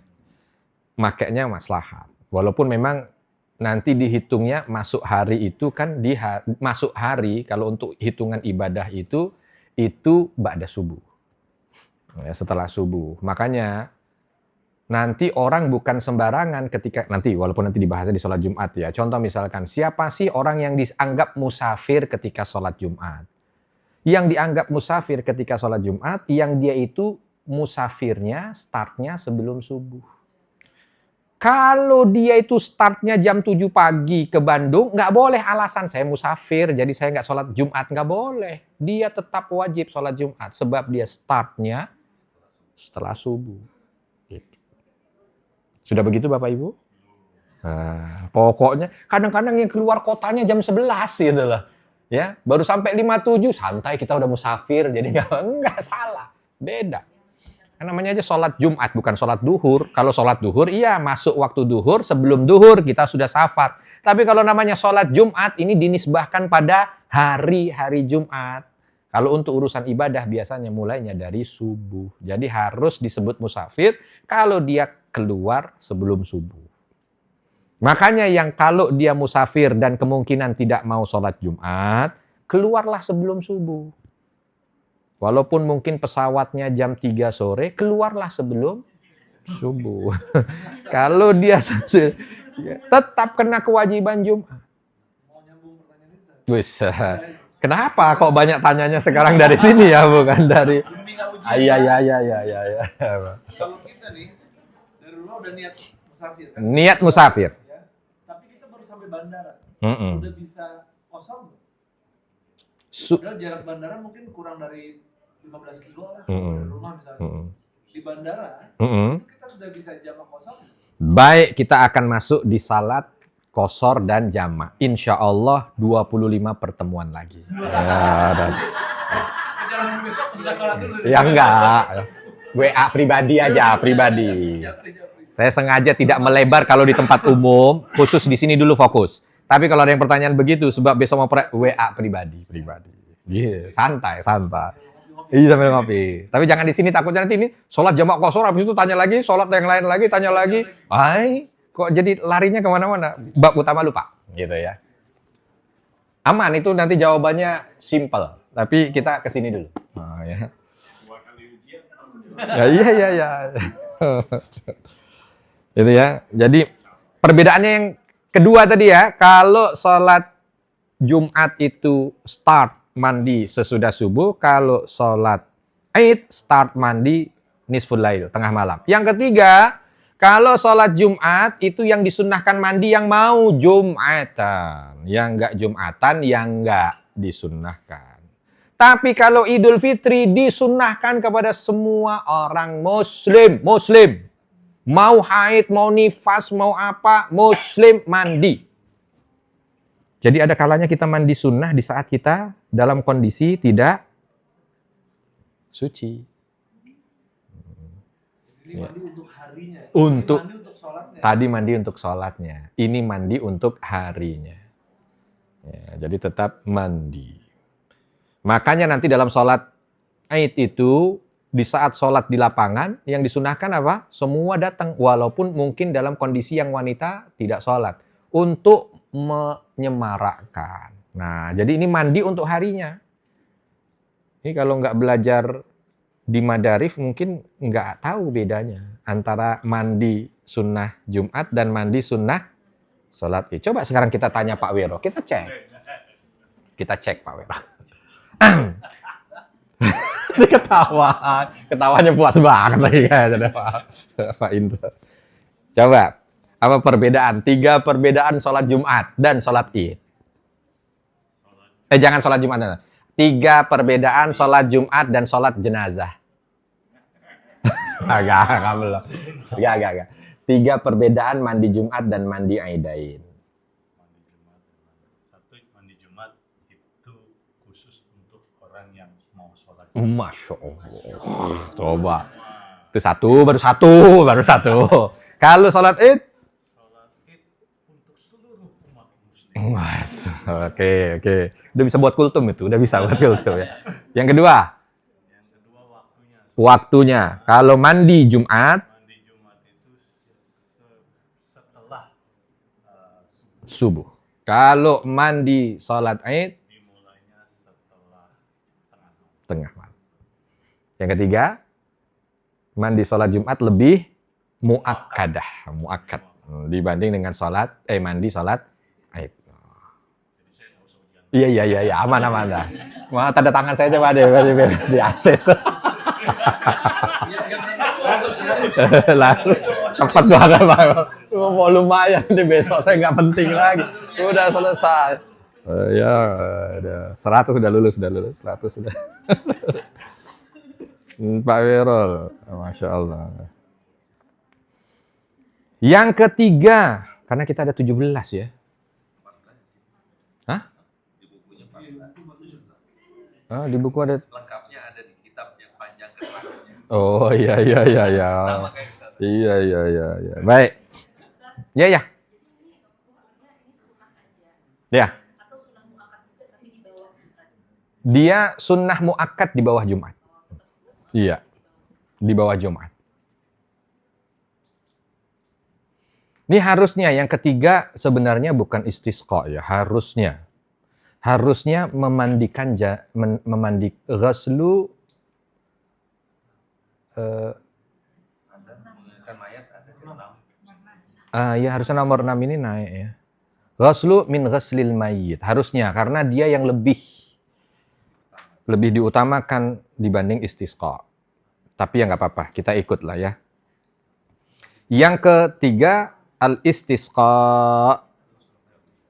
minta hujan. Jadi sebelum sholat istisqa mandi. Yang keempat khusuf, gerhana. Khusuf itu gerhana bulan, kusuf gerhana matahari. Jadi sebelum sholat gerhana mandi. Saya tanya sekarang. Nah, yang bisa jawab juga besok tidak ujian. Siapa yang mau jawab? Bisa. Wah. Belum ditanya udah pengen jawab. Ya. Saking nggak pengen ujian. Saking nggak Yang pengen. penting ujian. Oke, coba. Kami kalau nggak bisa, ujian 2 kali. Siap ya? Pertanyaannya. Kalau Dibikin yang susah nih. Nggak pakai siapa kan? Kalau perbedaan Jumat dan mandi Jumat dan mandi Idain itu kan satu, kalau Jumat buat yang mau sholat. Kalau Idain buat harinya. Sekarang saya tanya, kalau istisqa, khusuf dan kusuf ini buat siapa yang mandinya? Karena nggak disebut di sini siapa yang mandi. Sunnah mandi ini buat siapa? Iya, yang mau sholat. Berarti insya Allah besok ujiannya 1 aja.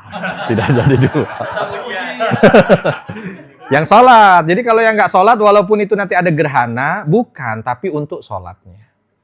Kalau yang mau hadir istisqa, baru mandi. Disunahkan mandi. Istisqa kan padahal nggak ada air sebenarnya. Di sini hujan. Oh iya. Pinter. Orang cerdas begini memang gitu. Iya kan? Iya. Udah. Coba. Istisqa itu kan minta air. Tapi kenapa disunnahkan? Mandi. Air aja nggak ada, masa mandi? Nah, gitu kan? Air aja nggak ada, masa mandi? Ini pertanyaan cerdas. Jawabannya Ustaz. Ini perlu dijawab. Jawab Pak ya. Iya kan nggak? Itu kadang-kadang ada yang perlu dijawab, ada yang tidak perlu dijawab. Ya ini kan cuma mengutarakan bagaimana istisqa, katanya minta air gitu kan. Ini mau sholat minta air. Air aja nggak ada, disuruh mandi. Ya. Yang keberapa lagi? Hah? 5.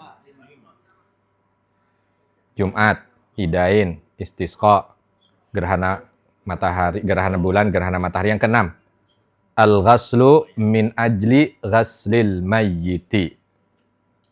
Musliman kana au kafiran. Nah, buat yang memandikan jenazah maka disunnahkan, dan ini sunnahnya muakkadah, untuk mandi. Baik yang dimandikan itu jenazahnya muslim ataupun kafir.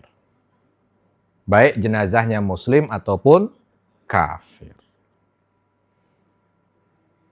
Tapi sesudahnya Ustaz. Apanya sesudahnya? Iya, mandinya bukan sebelum, mandinya sesudah. Ah, pinter. Pertanyaan cerdas. Banyak nih pertanyaan cerdas. Ada di buku. Oh. Coba kalau dilihat, mandi ini ada yang sebabnya itu mutaqaddim, ada yang sebabnya mutaakhir. Ada yang sebabnya duluan, ada yang sebabnya belakangan.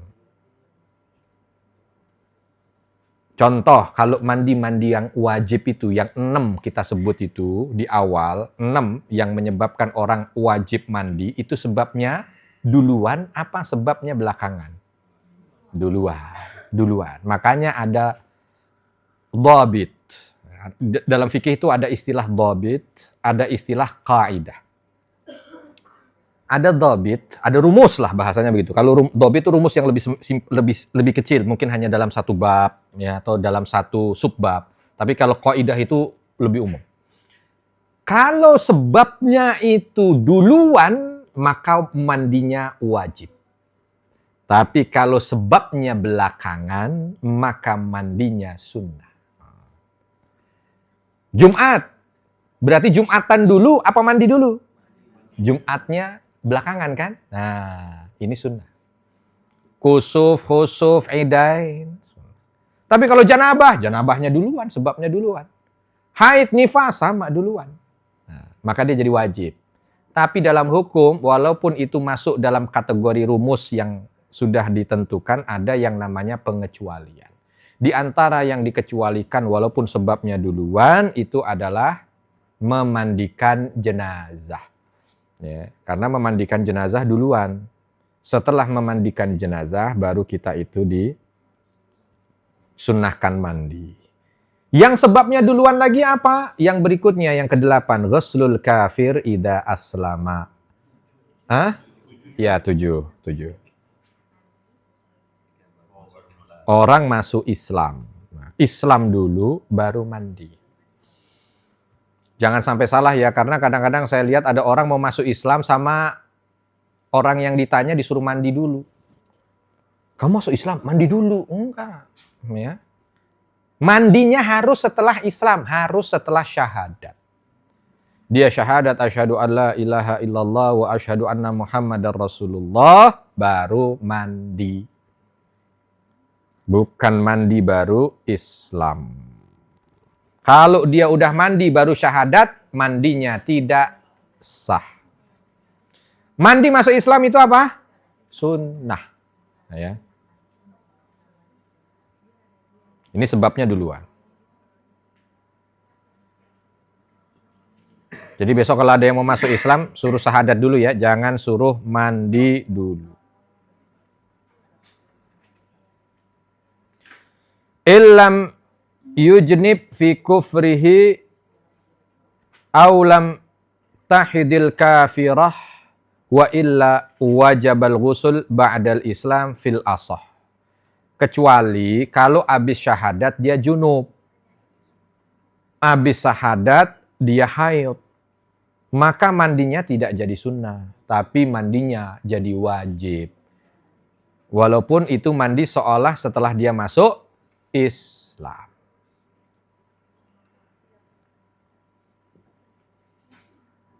Tapi kalau dia junub, selesai junub, gimana selesai junub?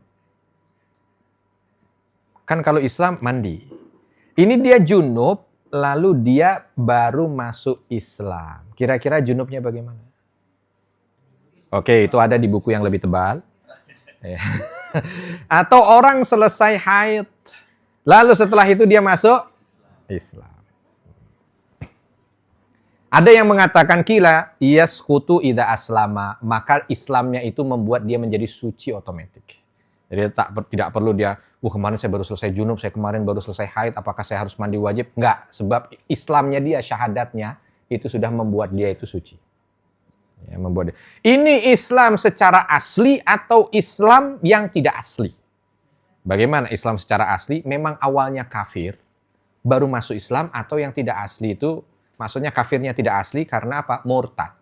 Nauzubillah, pernah Islam lalu murtad, lalu mau balik ke Islam lagi, tetap ikut dalam kategori ini. Maka kafirnya kafir asli atau kafirnya kafir tidak asli. Berikutnya majnun wal mughma alaihi idza afaqa. Pingsan apa gila apa pingsan? Kalau sadar suruh mandi. Nah, kalau gila sih insya Allah nggak ada yang gila di sini. Cuman kalau pingsan. Kalau pingsan. Untung nggak ada yang pingsan. Kalau ada yang pingsan, langsung praktek. Ya. Kalau pingsan langsung praktek. Ya.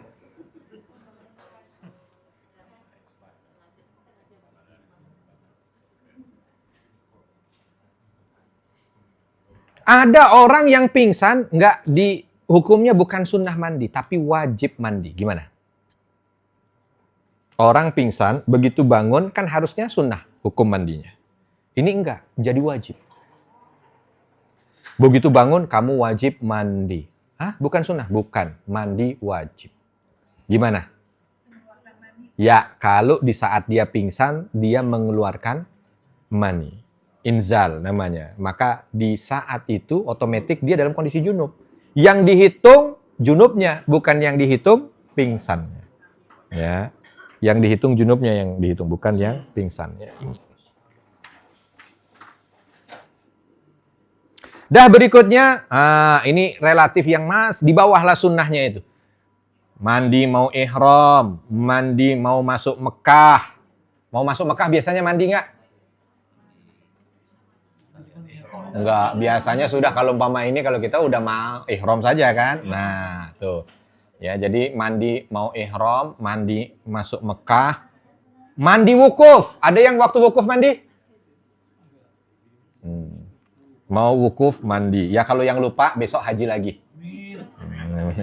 Mabit, mau mabit di Musdalifah. Mandi mau lontar jumroh.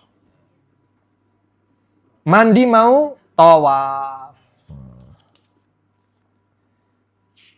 Dan alhamdulillah.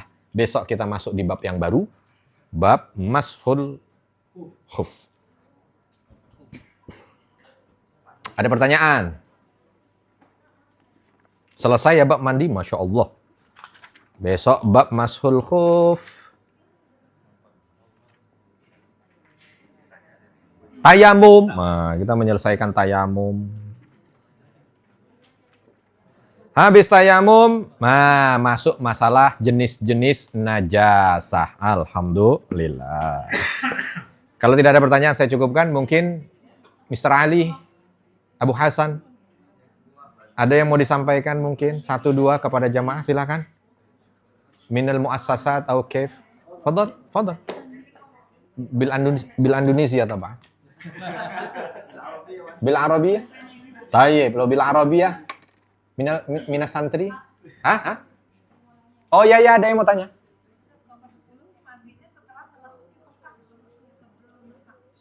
Iya, setelah memasuki Mekah. Iya, setelah memasuki Mekah. Makanya, ya setelah, kalau bahasa kita, ya berarti mandinya, kalau umpama dari Madinah nih mau umroh, berarti begitu sampai Mekah, di hotel mandi. Sebelum tawaf. Nah, kalau memang mau langsung tawaf. Memang ini yang saya sengaja tidak perdalam, insya Allah nanti saat kita umroh bersama Madarif Institute, nah nanti kita baru perdalam. Iya. Ada yang mau disampaikan? Nah, mic-nya, fadal ya. Ada yang mau terjemahkan? Siapa? Ayo. Ibrahim. Syekh Ibrahim.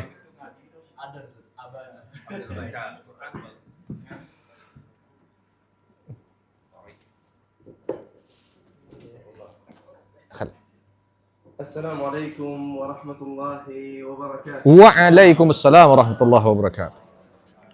Alhamdulillahi rabbil alamin. Alhamdulillahilladzi awla wa an'am. Alhamdulillahilladzi tafaddala alaina wa takarram. Alhamdulillahilladzi 'allama bil qalam.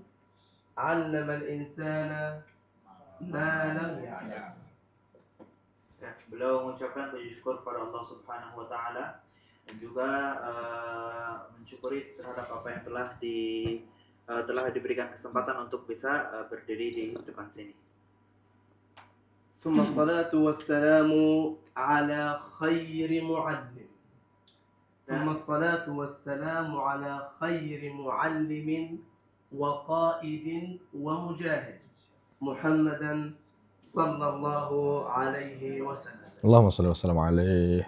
Dan salawat dan salam kepada sebaik-baik muallim atau guru, yaitu Rasulullah Shallallahu Alaihi Wasallam.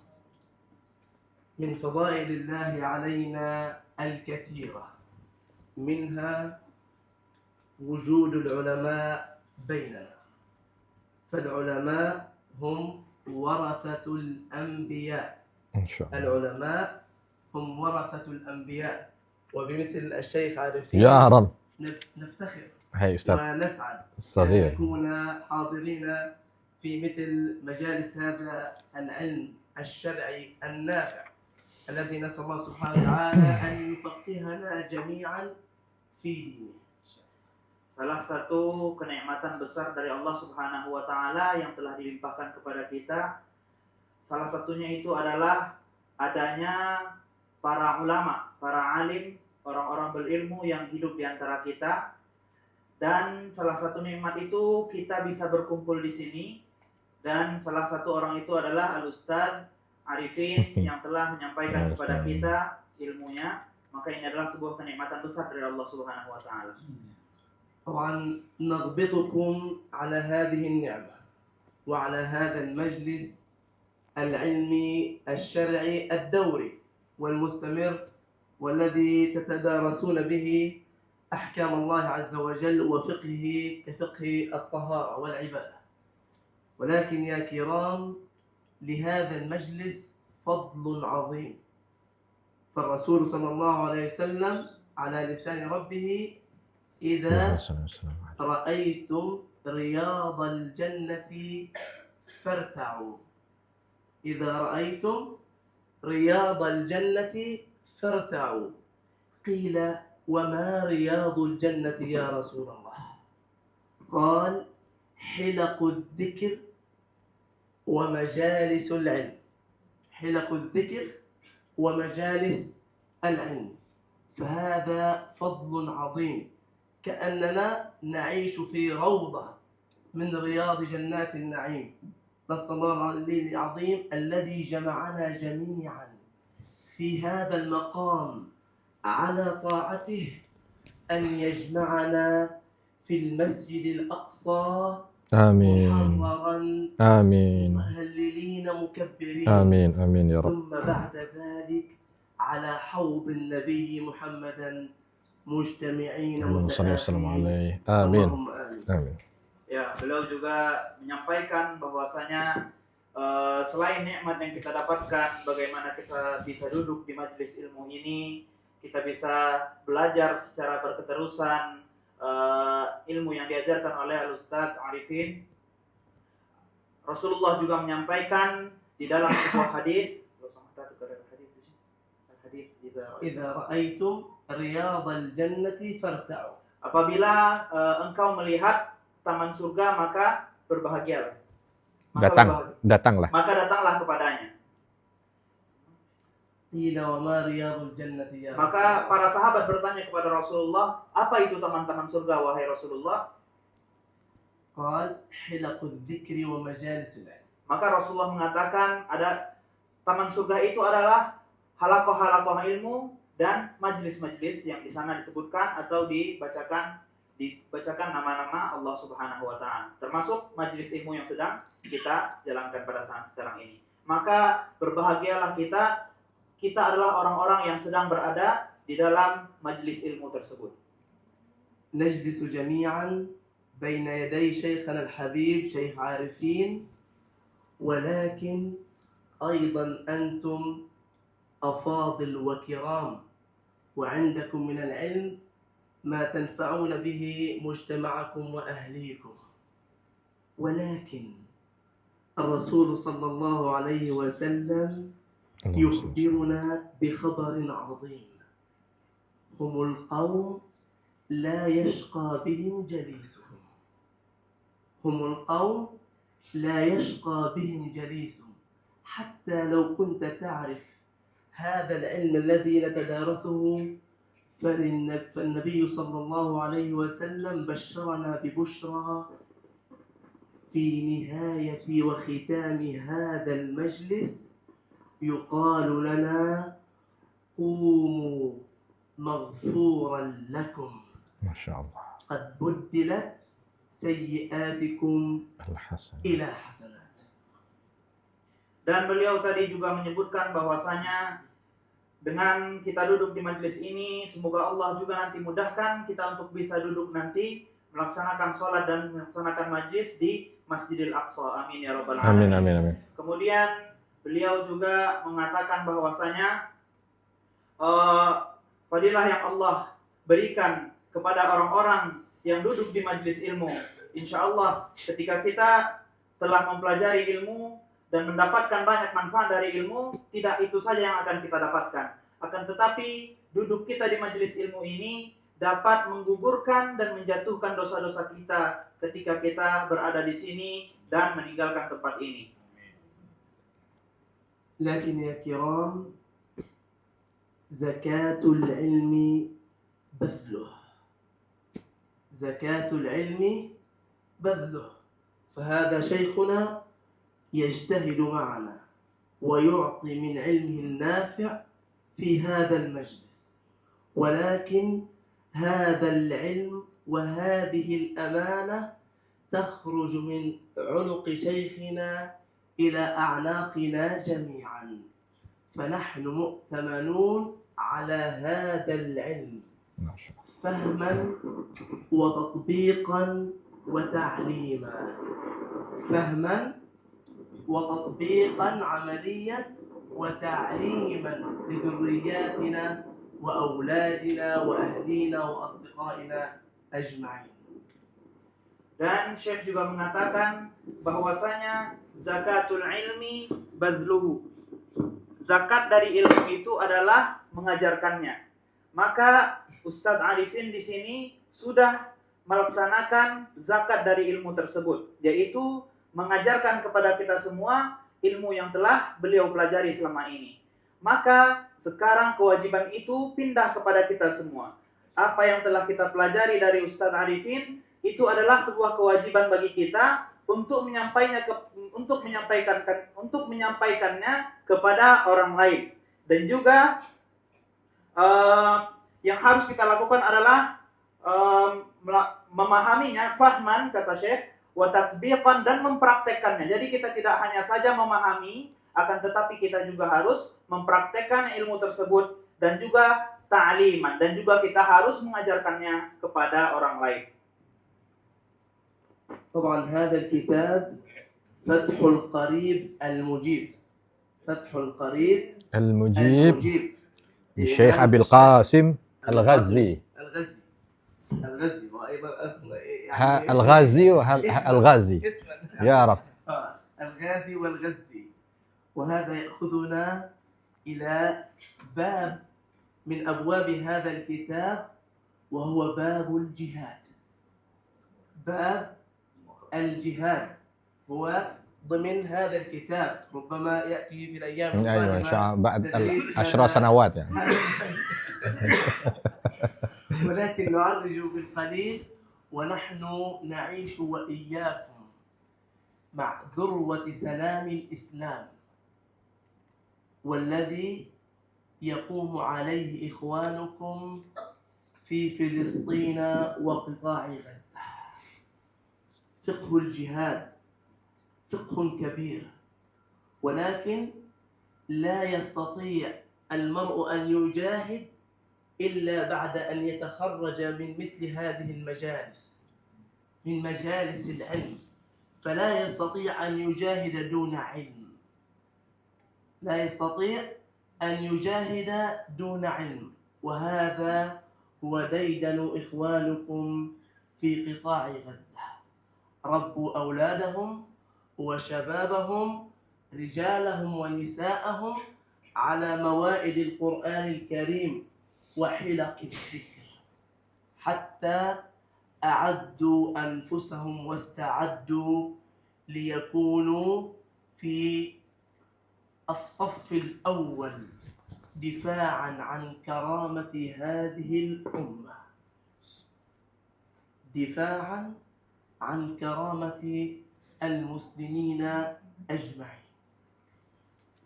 Dan Syekh mengatakan bahwasanya kitab yang sedang kita pelajari sekarang ini adalah kitab Fathul Qarib Al-Mujib, karya dari Syekh Abu Qasim Al-Ghazi.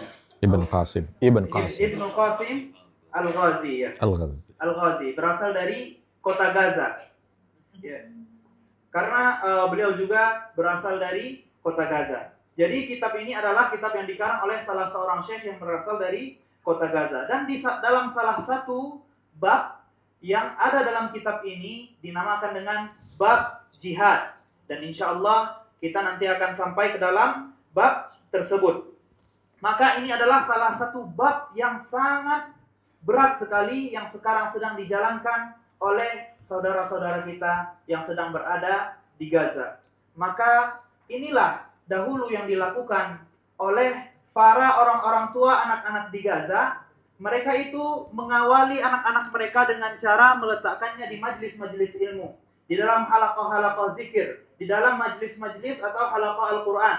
Sehingga ketika mereka sudah terbiasa, sudah ada tertanam di dalam diri mereka ilmu, dan juga telah tertanam dalam diri mereka itu keimanan, barulah ketika itu anak-anak dari mereka, generasi-generasi dari mereka keluar sebagai para mujahidin yang sekarang sedang mempertahankan Masjidil Aqsa di tanah atau di bumi Palestina.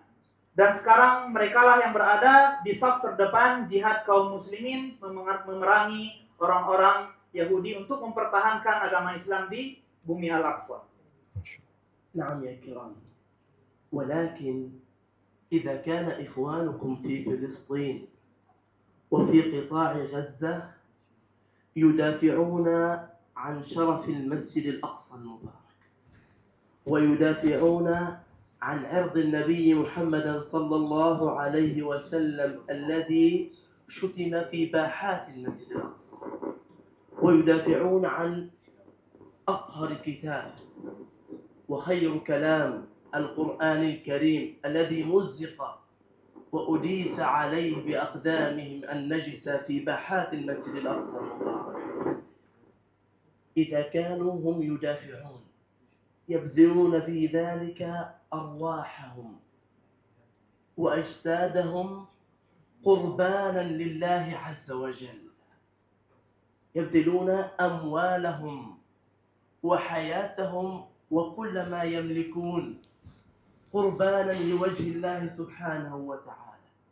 ولكن ماذا نحن فاعلون؟ ماذا نحن فاعلون؟ Akan tetapi saudara-saudara sekalian, kata Syekh tadi, apabila saudara-saudara kita yang sekarang berada di Gaza mempertahankan keesaan Allah Subhanahu wa taala, mempertahankan kehormatan Rasulullah Shallallahu alaihi wasallam yang diinjak-injak di depan Masjidil Aqsa, dan mempertahankan atau menegakkan ketinggian Al-Qur'an yang di sana diinjak-injak dan direndahkan oleh orang-orang Zionis dengan harta mereka, dengan jiwa mereka, dengan segala yang mereka miliki, mereka persembahkan demi bisa mempertahankan itu semua hanya untuk mengharapkan ridha Allah Subhanahu wa taala. Maka kita yang berada di sini, apa yang bisa kita lakukan? Syekh bertanya kepada kita. ماذا نحن فاعلون؟ النبي محمد صلى الله عليه وسلم يجيبنا على هذا السؤال، يوجهنا ويرشدنا جميعا في الحديث الذي يرويه الصحابي الجليل أنس بن مالك عندما قال رسول الله صلى الله عليه وسلم: اللهم صل وسلم. جاهدوا المشركين، جاهدوا المشركين بأموالكم وأنفسكم وألسنتكم، بأموالكم وأنفسكم وألسنتكم، فإذا لم نستطع أن نكون معهم هناك في الميدان نقدم هذه الروح وهذا الجسد قربانا لله عز وجل فنحن لسنا معذورون بأن نخذلهم وألا نلحق بركبهم، بل علينا حمل كبير وأمانة عظيمة. جاهدوا بأموالكم، التحقوا بركب المجاهدين ولو بالمال، التحقوا بركب المجاهدين ولو بالمال، التحقوا بركب المجاهدين ولو باللسان. أخبروا أحبابكم من خلال هذا الهاتف، من خلال وسائل التواصل، واتساب، انستغرام، فيسبوك، يوتيوب، تيك توك. أخبروهم عن حال إخوانكم في فلسطين، أخبروهم عن الأمهات الذين تقطع أجسادهم وتخرج الأجنة شهداء من بطون أمهاتهم. أخبروهم عن المجازر التي ترتكب وشلال الدم الذي يسفك في قطاع غزة وفي فلسطين. أخبروهم عن عذابات أمهاتنا ونسائنا في الأسر. أسيراتنا يضربون ليل نهار، يحرمون من الصلاة والعبادة، يخلع عن رؤوسهن الحجاب في داخل هذه السجون. أخبروا العالم، جاهدوا ولو بلسانكم، التحقوا بركب المجاهدين يا كرام، فنحن لسنا معذورون. أعدوا جوابا للسؤال يوم القيامة، يوم لا ينفع مال ولا بنون، يوم لا ينفع مال ولا بنون إلا من أتى الله بقلب سليم. أعدوا واستعدوا لهذا السؤال يا كرام، والتحقوا بركب المجاهدين وأروا الله من أنفسكم خيرا. على الله سبحانه وتعالى أن يغفر لنا تقصيرنا. Dan beliau mengatakan jawaban dari pertanyaan tadi, apa yang bisa kita lakukan untuk menolong saudara-saudara kita yang sedang berada di Palestina tadi, yang menyerahkan jiwa raganya, harta-hartanya untuk bisa mempertahankan agama Islam, untuk bisa mempertahankan agama Allah di sana. Maka Syekh menjawab, Nabi ada jawaban dari Rasulullah Shallallahu Alaihi Wasallam, yaitu hadis yang disampaikan oleh Anas bin Malik. Rasulullah berkata, jahidul musyrikina bi amwalikum wa anfusikum wa alsinatikum. Perangilah orang-orang musyrik, perangilah musuh-musuh Allah, perangilah orang-orang kafir itu dengan bi amwalikum, dengan harta-harta kita, wa anfusikum, dengan jiwa kita, wa alsinatikum, dan dengan lisan-lisan kita. Maka saudara-saudara sekalian, kata beliau, apabila orang-orang yang di sini kita tidak bisa datang berperang di sana dengan jiwa kita, maka bukan berarti kita lepas tanggung jawab. Tanggung jawab kepada kita itu tidak akan lepas. Karena apa? Karena kita tetap memiliki kewajiban untuk menolong saudara-saudara kita yang sedang berada di sana. Bukan berarti tanggung jawab kepada kita lepas begitu saja. Maka kita wajib membantu mereka. Dengan apa? Dengan harta kita, dengan lisan kita. Karena itulah yang kita miliki sekarang. Maka jangan pernah berhenti untuk mengirimkan sedekah-sedekah terbaik kita untuk saudara-saudara kita yang ada di sana. Dan juga jangan pernah berhenti untuk men-share, memviralkan, memberitahu kepada orang lain melalui TikTok, Instagram, Facebook, dan media sosial yang lain. Karena ini adalah senjata yang kita miliki untuk bisa membantu saudara-saudara kita di sana. Kita kabarkan kepada seluruh orang di dunia ini bagaimana wanita-wanita yang berada di Gaza meninggal dalam keadaan terpotong-potong. Bagaimana anak-anak yang baru saja keluar dari perut ibunya, baru hidup beberapa hari langsung mati, langsung meninggal, dibunuh oleh bom-bomnya orang Yahudi. Ceritakan kepada seluruh orang bagaimana para orang-orang yang berada di dalam tahanan, di dalam tawanan, bagaimana orang-orang dilarang untuk melaksanakan sholat, wanita direndahkan, dilepas hijabnya, dihinakan oleh orang-orang Zionis, orang-orang Yahudi. Maka ini adalah kewajiban kita untuk menyampaikannya kepada seluruh kaum muslimin. Dan beliau mengatakan, hendaklah kita mempersiapkan sebuah pertanyaan di hari akhir nanti yang akan ditanyakan Allah kepada kita. Beliau membacakan sebuah ayat yang berbunyi, yauma la yanfa'u malun wala banun. Hari yang dimana pada saat itu tidak bermanfaat lagi harta yang kita miliki, maupun anak-anak yang kita miliki tidak bisa menolong kita. Illa man atallaha biqalbin salim. Kecuali orang-orang yang mendatangi Allah Subhanahu wa taala dengan hati-hati yang bersih.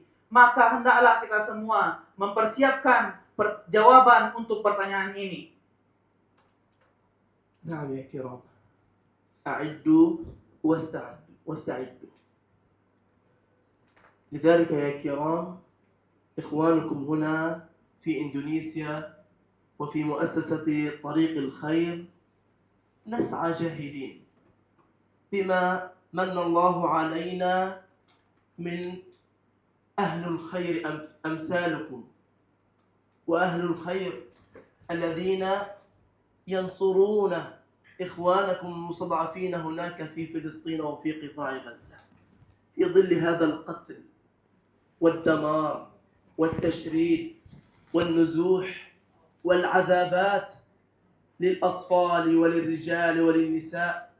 في ظل هذه المآسي والآلام نسعى جاهدين يا كرام لتنفيذ العديد من المشاريع لإغاثة إخواننا هناك في قطاع غزة، سواء من خلال مشروع سقيا الماء للنازحين والمتشردين والذين فقدوا بيوتهم، أو من خلال تقديم الوجبات الساخنة، أو من خلال الرغيف والخبز اليومي الذي نقدمه للنازحين والمستضعفين هناك، أو من خلال يا كرام مشروع كفالة اليتيم. مشروع كفالة اليتيم يا كرام حتى هذه اللحظة يوجد هناك ما يزيد عن 19,000 يتيم. 19,000 يتيم يا كرام ممن فقدوا آباءهم وأمهاتهم. من لهم؟ من لهم؟ من لهؤلاء الأيتام يا كرام؟ من لرعايتهم؟ نحن مقبلون على فصل الشتاء والمطر والبرد الشديد. من سيوفر الثياب لهؤلاء الأيتام؟ من سيوفر الطعام لهؤلاء الأيتام؟ من سيأويهم؟ من سيقوم على رعايتهم؟ والنبي محمد صلى الله عليه وسلم يقول أنا وكافل اليتيم. النبي يتحدث عن نفسه يا كرام، أنا وكافل اليتيم كهاتين في الجنة، وأشار بإصبعيه الوسطى والسبابة، كهاتين في الجنة يا كرام. تخيل هذا الأجر العظيم أن تكون مع النبي محمد صلى الله عليه وسلم فقط لأنك ترعى وتكفل يتيما. لذلك يا كرام سارعوا، وفي ذلك فليتنافس المتنافسون. استبقوا الخيرات، اغتنموا هذه الأوقات يا كرام وهذه الفرص حتى يغفر الله سبحانه وتعالى زلاتنا وذنوبنا ويستر عوراتنا في الدنيا والآخرة. استبقوا الخيرات يا كرام، ونسأل الله سبحانه وتعالى أن يجري الخير على أيديكم يا رب آمين. وأن يجعلكم مفاتيح للخير، وأن يجعلكم عونا لتفريج الكربات. فمن فرج كربة عن مسلم فرج الله عنه كربة من كرب يوم القيامة. تخيل تدخل ابتسامة على يتيم تفرج هذا الكرب عنه. تكسوه تطعمه يفرج الله سبحانه وتعالى عنك كربة يوم القيامة. ومن ينفعنا يوم القيامة إلا أعمالنا الصالحة التي نقدمها في هذه الحياة الدنيا. نفعنا الله وإياكم بدينه العظيم وبعلم شيخنا الله يبارك الفاضل فيك يا الحبيب شيخ عارفين، والمعذرة على الإطالة ولكنها أمانة يا كرام. المعذرة على الإطالة ولكنها أمانة واجب أن نوصلها إلى أحبابنا وإخواننا في إندونيسيا، ونسأل سبحانه وتعالى أن يجعل هذا البلد آمنا آمين. مطمئنا سخاء رخاء وسائر بلاد المسلمين. اللهم آمين. بارك الله فيكم وجزاكم الله كل خير. Allah yabarik fikum ya Syekh. Jazakumullah khairan. Dan beliau berkata, hendaklah kita semua mempersiapkan sebuah jawaban dari pertanyaan yang akan Allah berikan kepada kita nanti di akhirat.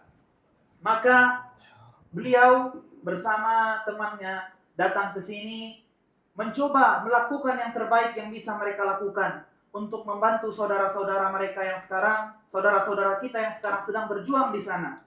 Dan mereka sejauh ini sudah melakukan yang terbaik yang bisa mereka lakukan melalui mengirimkan donasi-donasi berupa air bersih, makanan-makanan, dan juga memberikan pakaian. Dan yang paling utama, mereka juga memberikan santunan atau memberikan donasi kepada anak-anak yatim. Karena sekarang yang tercatat itu ada sekitar 19.000 anak-anak yatim yang kehilangan ayah dan ibu mereka. Maka apa salah dari anak-anak ini? Dan siapa yang akan bertanggung jawab terhadap mereka? Kalau bukan kita kaum muslimin yang sekarang sedang diberikan Allah kelapangan di sini. Siapa yang akan memberikan mereka makan? Siapa yang akan memberikan mereka minum? Dan belum lagi apabila datang musim dingin, siapa yang akan memberikan kepada mereka pakaian?